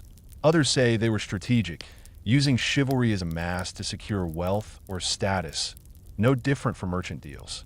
You're watching Geoffrey's gallant bow, wondering if it's heart or hustle, and leaning toward power. But good luck getting scholars to agree. They'd rather argue over a tourney's score than admit it's both. You're navigating the hall, passing pastries to guests who barely notice you, when you catch Isabel's eye, for a moment her gaze steady, hinting at a spark beneath her courtly mask, like Bess's alley smile. You're struck by her quiet resolve, but the tray's heavy, and you're swept back into the crowd. You notice a scribe at a side table, drafting a betrothal contract, his quill scratching like a countdown. You're tempted to peek, but a guest snaps for a pair, and you're moving again, heart racing. You're starting to see why knights' quests were so fraught. Every vow's a battlefield, balancing honor with ambition in a noble web. You slip out to the courtyard, the feast's din fading, and breathe, the manor's torchlight casting long shadows. The Subura's calling, but you're hooked on this chivalric chase. You're back in the village lanes, the manor's glow fading, the stars bright above the Subura's thatched roofs. Your heart's racing. Isabel's courtesy chain glinting in your mind. The amulet and charcoal stick heavy in your pocket. You pass a cottage where a woman's mending a cloak by candlelight, and you're tempted to linger, but your legs ache. You're thinking about Geoffrey's bow, William's gaze, and all the knights chasing brides for honor. You're not sure how you'll survive another day here, let alone another court's secrets, but you're tougher than you thought, dodging squires without spilling pastries or your cover. You head toward your rented room, the village's pulse steady under the night, ready for the next chapter in this medieval marriage tale, eager to unravel more of its tangled threads. You're trudging through the Subura's starlit lanes, the nightly pomp of Sir Geoffrey's marriage quest still glinting in your mind like a polished lance under torchlight. Your tunic's a scratchy, ochre-smudged wreck. Your boots are gritty with manor gravel, and your pocket's a jumbled reliquary clay hand amulet. Charcoal stick, paint-stained rags, each a relic of this medieval marriage market's whirlwind. The air's cool, laced with wood smoke and the Arno's faint ripple, and Lady Isabel's courtesy chain and Lord William's calculating gaze linger, a reminder of chivalric deals dressed in romance. You're aiming for your rented room's lumpy mattress, your legs heavy from dodging squires with your pastry tray, when you overhear a heated argument by a village tavern, voices hissing about a forbidden match between a noble's daughter and a craftsman. Your time traveler curiosity, that relentless spark, pulls you closer, and you duck behind a stack of ale barrels, ready to uncover the scandals of cross-class marriage taboos. Spoiler, it's juicier than a Subura gossip fest, and you're about to learn why surviving a day in this forbidden love drama would test your stealth more than a knight's joust. You crouch by the barrels, their wood damp with spilled ale, blending into the shadows as the argument unfolds under a flickering tavern lamp. The air smells of sour hops and roasted onions, and the crowd small but tense villagers in patched tunics, a weaver's wife in a wool shawl, a few teens clutching sticks, their eyes wide with scandal. At the center stands a young woman, about 18, her face flushed under a linen coif, gripping a basket of woven reeds. You recognize her as Cecily, the girl from the village green-s dance, known for her basket weaving. Facing her is a burly man, her father, Master Ralph, a farmer, his voice low but furious, berating a lanky youth in a fine doublet, clearly a noble's son, maybe Sir Thomas, a squire from the manor. You overhear Ralph snarl about class, shame, and ruined fields, while Thomas pleads, mentioning true affection. You're piecing it together. This is a forbidden cross-class romance, a scandal threatening family honor and village order. You're tempted to lean out, but a stray dog sniffs your boots and you freeze, heart pounding, hoping it doesn't T-bark your cover away. You shift, the amulet jabbing your thigh, and catch Cecily's defiant glance at Thomas, her basket trembling as Ralph demands she end this folly. Thomas's father, Lord Edmund, a minor noble, looms nearby, his face taut, muttering about tainted lineage and king's displeasure. You overhear a woman whisper about secret meetings by the mill, and it hits you Cecily and Thomas's love crosses a rigid class divide, pitting peasant grit against noble pride, with both families and the village at stake. You're struck by the stakes. Every whisper risks disgrace, fines, or worse, and their stolen glances are a spark in a tinderbox of taboo. You're starting to get why cross-class marriages are so scandalous. They're not just forbidden, they're a crack in the medieval social order, and you're wondering how Cecily and Thomas dare to defy it under Ralph's glare. Here's the mainstream history bit. In the 1400s, cross-class marriages in medieval Europe were rare and heavily tabooed, as social hierarchies strictly separated peasants, artisans, and nobles, with unions across these lines threatening family honor and economic stability. You're watching Cecily now. Her reed's a quiet shield against her father's rage. Medieval society valued class boundaries, with nobles marrying for land or alliances and peasants for labor or local ties. Cross-class matches, like a noble's son and a farmer's daughter, risked diluting status, disrupting inheritance, or angering lords, often facing church scrutiny or legal penalties. While some occurred, often nobles with wealthy artisans, they sparked gossip, feuds, or disinheritance, requiring special dispensations. You're thinking about Thomas S. Doublet, a symbol of his rank clashing with Cecily S. Basket, and starting to respect any couple who brave this taboo without losing their love or their lives. You're trying to stay hidden, but the dog S sniffing louder, and you toss a pebble to shoo it, heart racing. Ralph notices the rustle, but Cecily distracts him, pleading softly for understanding. You breathe easier, catching Thomas slip her small silver pin, its head shaped like a dove, a secret token under Edmund S. nose. That S, when you hit our obscure trivia for the night. In some medieval scandals, lovers use covert pins small, etched trinkets hidden in clothing or baskets as secret signals of cross-class affection, often passed during public disputes to affirm their bond, safe from prying eyes. You're eyeing the dove pin now, wondering if Cecily S. woven it into her reeds, and it's a quirky peek into how forbidden love found quiet ways to endure a tiny rebellion in a stratified world. You're tempted to ask the whispering woman about it, but the dog S back, and you stay low, gripping the barrel-S edge. You're starting to feel the tavern-S weight, a cauldron of scandal and sorrow.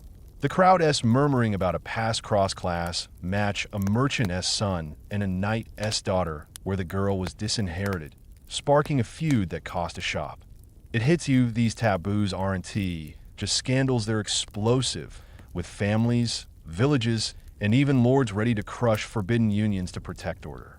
You catch Cecily S. steady gaze at Thomas, a flicker of resolve despite her trembling hands, and it's a gut punch. She S. not just a weaver, but a rebel, risking all for a love that defies class.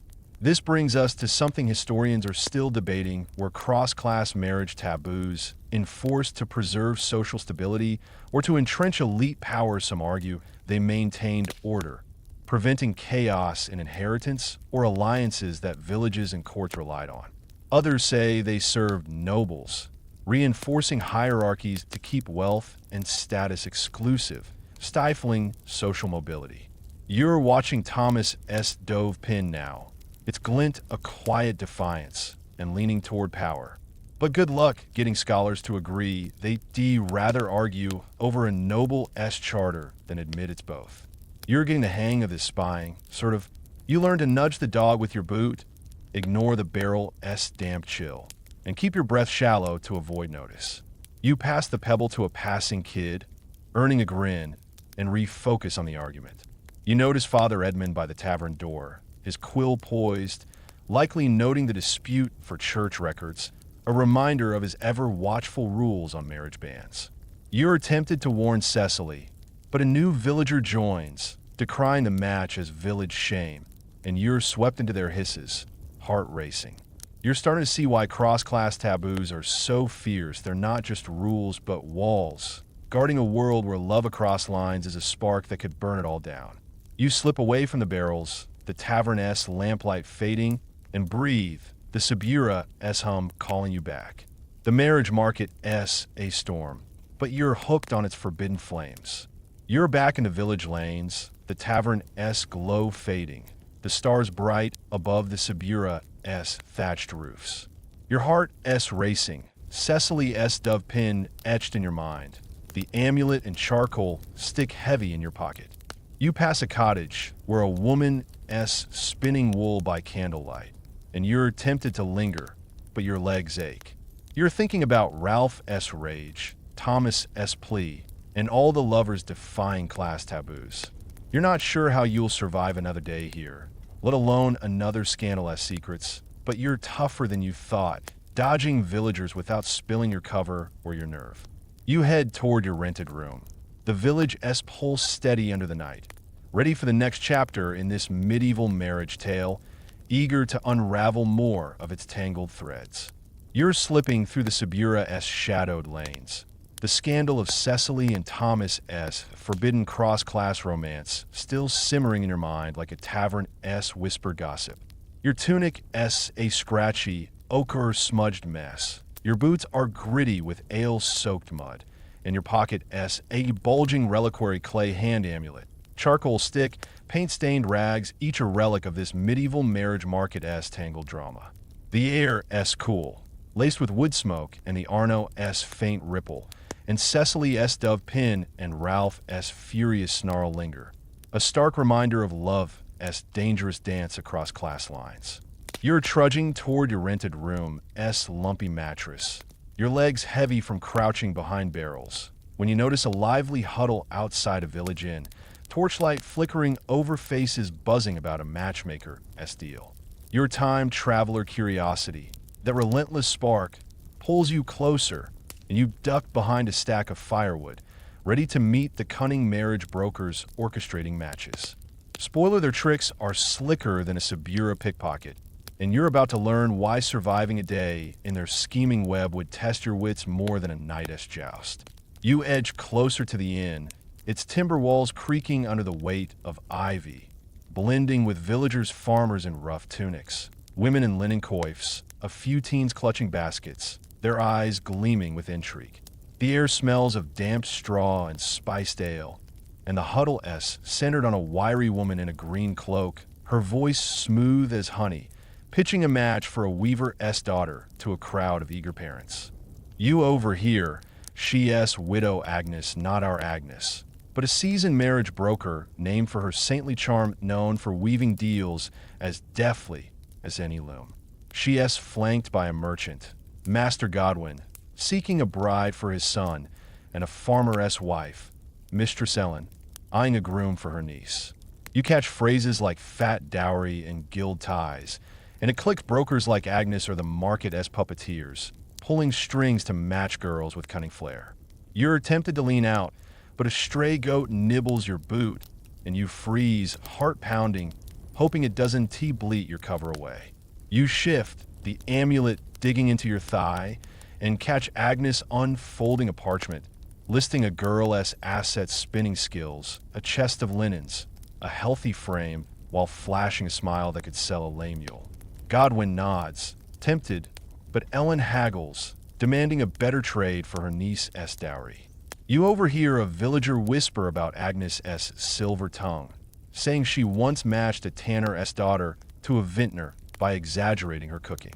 You're struck by her hustle. She S not just a broker, but a storyteller, spinning tales to sweeten deals, her every word a calculated nudge. You're starting to get why these brokers are so cunning. They're the glue in this marriage market, turning dowries and dreams into matches, and you're wondering how many of Agnes S tricks are truth or just tavern smoke. Here S the mainstream history bit in the 1400s. Marriage brokers were key figures in medieval European marriage markets, especially in villages and towns, orchestrating matches for profit or influence by leveraging networks and negotiation skills. You're watching Widow Agnes now, her cloak swirling as she gestures like a bard. Brokers, often women like widows or respected matrons, acted as intermediaries, connecting families across trades or regions, arranging dowries, and navigating church rules. They earned fees, coin, goods, or favors, and were valued for knowing suitors' worth, from land to reputations, though their deals could stir gossip or disputes. Brokers thrived in urban and rural settings, bridging gaps where families lacked contacts, and their role grew with trade and mobility. You're thinking about Agnes S. Parchment, realizing it's not just a list, but a map of power, and starting to respect any broker who schemed through this market without losing their coin or their cool. You're trying to stay hidden, but the goat S chewing louder, and you toss a pebble to shoo it, heart racing. Ellen notices the rustle, but Agnes distracts her, offering a special match with a baker S son, hinting at extra grain in the dowry. You catch a glint in Agnes S hand, a small bronze coin, slipped to Godwin S servant, maybe a bribe to seal his trust. That S when you hit our obscure trivia for the night. In some medieval marriage deals, brokers use trust, tokens, small coins, or trinkets passed discreetly to families or allies to ensure loyalty or silence, often reclaimed if the match failed, a quiet trick to grease the deal S wheels. You're eyeing Agnes S coin now, wondering if it's a token or just a tip, and it's a quirky peek into how brokers wove trust into their schemes, a slime move in a skeptical world. You're tempted to ask the whispering villager about it, but the goat S back, and you stay low, gripping the firewood S edge. You're starting to feel the S weight, a web of whispers and wiles. The crowd S murmuring about a past deal where Agnes matched a girl to a sickly heir, pocketing a fee before the groom S death soured the match, sparking a feud. It hits you brokers' tricks aren't just cunning, they're risky, with reputations, dowries, and village peace hanging on their word, and a wrong move could unravel everything. You catch Agnes' sharp glance at Ellen, a flicker of calculation, maybe sizing up her niece's worth, and it's a reminder she's not just a matchmaker, but a chess player, moving girls like pawns in a high-stakes game. This brings us to something historians are still debating: were marriage brokers empowering facilitators or exploitative opportunists in medieval society? Some argue they empowered families, especially women, by bridging networks and securing stable matches in a fragmented world. Others say they exploited trust, inflating dowries or reputations for profit, often at girls' expense. You're watching Agnes' honeyed smile now, wondering if she's hero or hustler, and leaning toward opportunist. But good luck getting scholars to agree. They'd rather argue over a broker fee than admit it's both. You're getting the hang of this spying, sort of. You learn to nudge the goat with your boot, ignore the firewood splinters, and keep your breath shallow to avoid notice. You pass the pebble to a passing kid, earning a grin, and refocus on the huddle. You notice Father Edmund by the inn door, his quill poised, likely noting the proposed match for church bands, a reminder of his ever-watchful rules on marriage deals. You're tempted to peek at his parchment, but a new villager joins, praising Agnes' last match, and you're swept into their chatter, heart racing. You're starting to see why brokers' tricks are so slick. They're not just deals, but performances, balancing truth, lies, and village dreams in a delicate dance. You slip away from the firewood, the torchlight fading, and breathe, the Subura hum calling you back. The marriage market a labyrinth, but you're hooked on its cunning twists.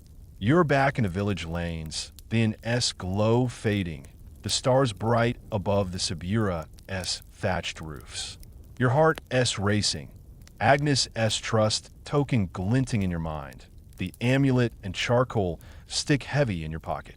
You pass a cottage where a woman mending a shawl by candlelight, and you're tempted to linger, but your legs ache. You're thinking about Ellen Haggle, Godwin Nod, and all the brokers scheming through matches. You're not sure how you'll survive another day here, let alone another deal secrets, but you're tougher than you thought, dodging goats without spilling your cover or your nerve. You head toward your rented room, the village pulse steady under the night, ready for the next chapter in this medieval marriage tale, eager to unravel more of its tangled threads. You're drifting through the Subura starlit lanes, the cunning tricks of widow Agnes' marriage brokering still humming in your mind like a sly tune from a tavern fiddler. Your tunic a scratchy, ochre-smudged wreck. Your boots are gritty within yard mud, and your pocket a bulging reliquary clay hand amulet. Charcoal stick, paint-stained rags, each a relic of this medieval marriage market whirlwind. The air cool, laced with wood smoke and the Arno faint ripple, and Agnes' trust token and master Gawain eager nod linger, a reminder of deals woven with honeyed words and hidden coins. You're trudging toward your rented room lumpy mattress, your legs heavy from crouching behind firewood. When you pause by the village green, its embers glowing faintly from last week's betrothal feast. You settle on a worn bench, the night quiet wrapping you like a cloak, and feel the weight of every match you've seen from Agnes' dowry dance to Cecily's forbidden pin.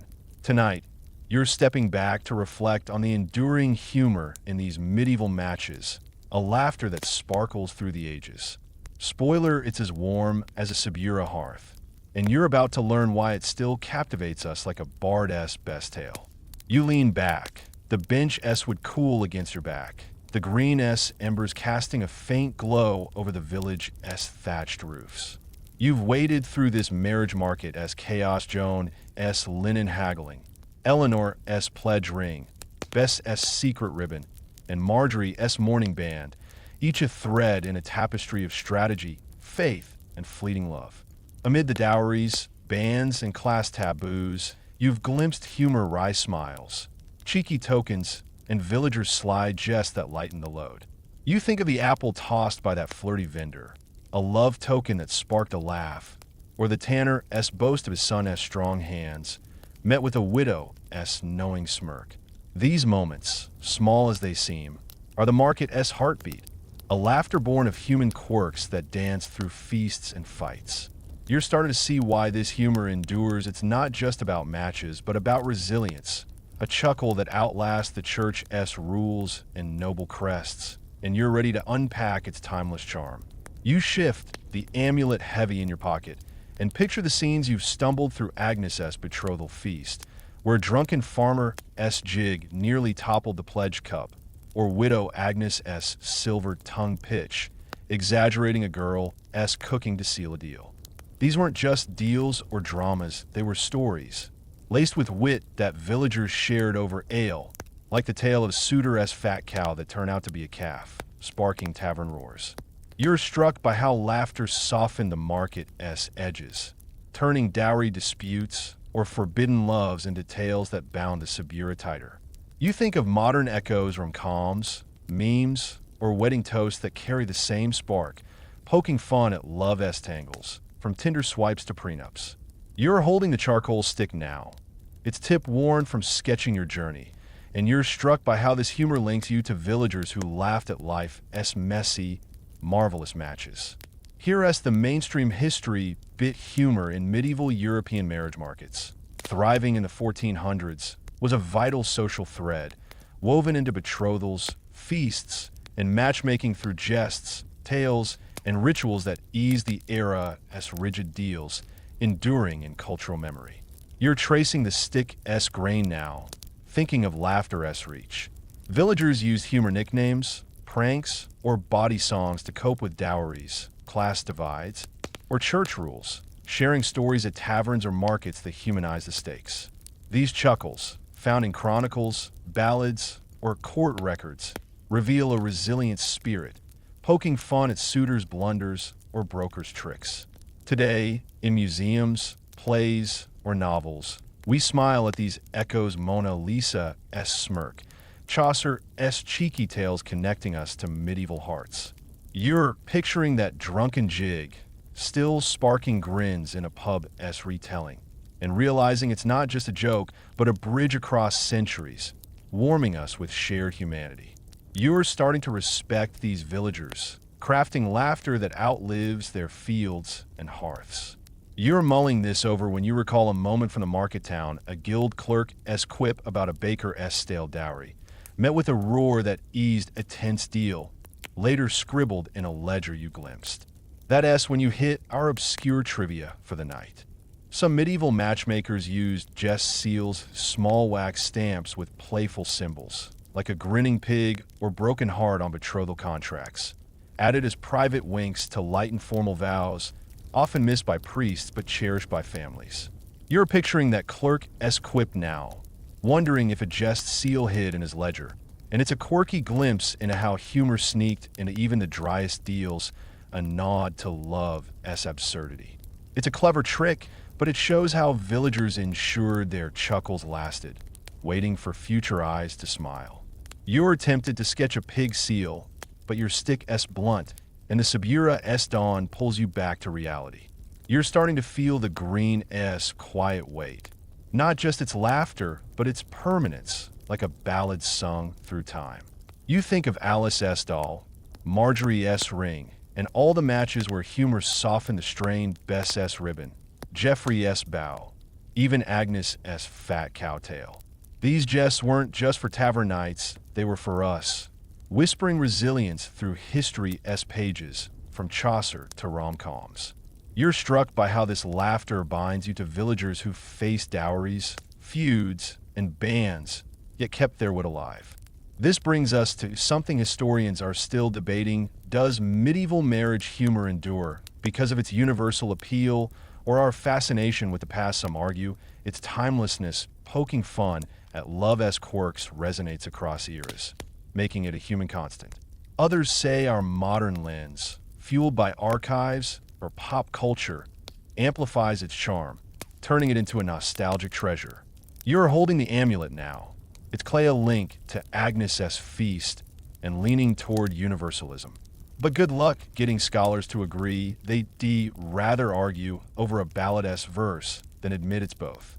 You stand, stretching your aching legs, and step toward the green, its embers fading under dawn's gray light.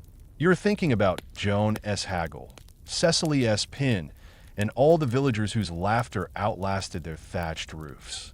You survived a journey barely through villages, manors, and markets, each just a testament to their grit and glee. You're not sure how they chuckled through dowries or taboos, but you're tougher than you thought, carrying their humor in your muddy boots and weary heart. You're ready to leave the Subura, but for now, you linger, the village's pulse syncing with yours, its legacy a quiet hum under the stars. You're standing by the green, the Subura's dawn soft as a whisper, its embers fading into a golden haze. The Arno hums, a lullaby older than dowries, carrying away the market's jest, Joan's linens, Bess' ribbon, Agnes' pledge cup. Your amulet rests heavy in your hand, a small anchor to a world that laughs still, its clay worn smooth by timeless wit. The village sleeps, its thatch warm, and you feel the villagers' chuckles, gentle as starlight, blending into dreams where nights bow and brokers wink.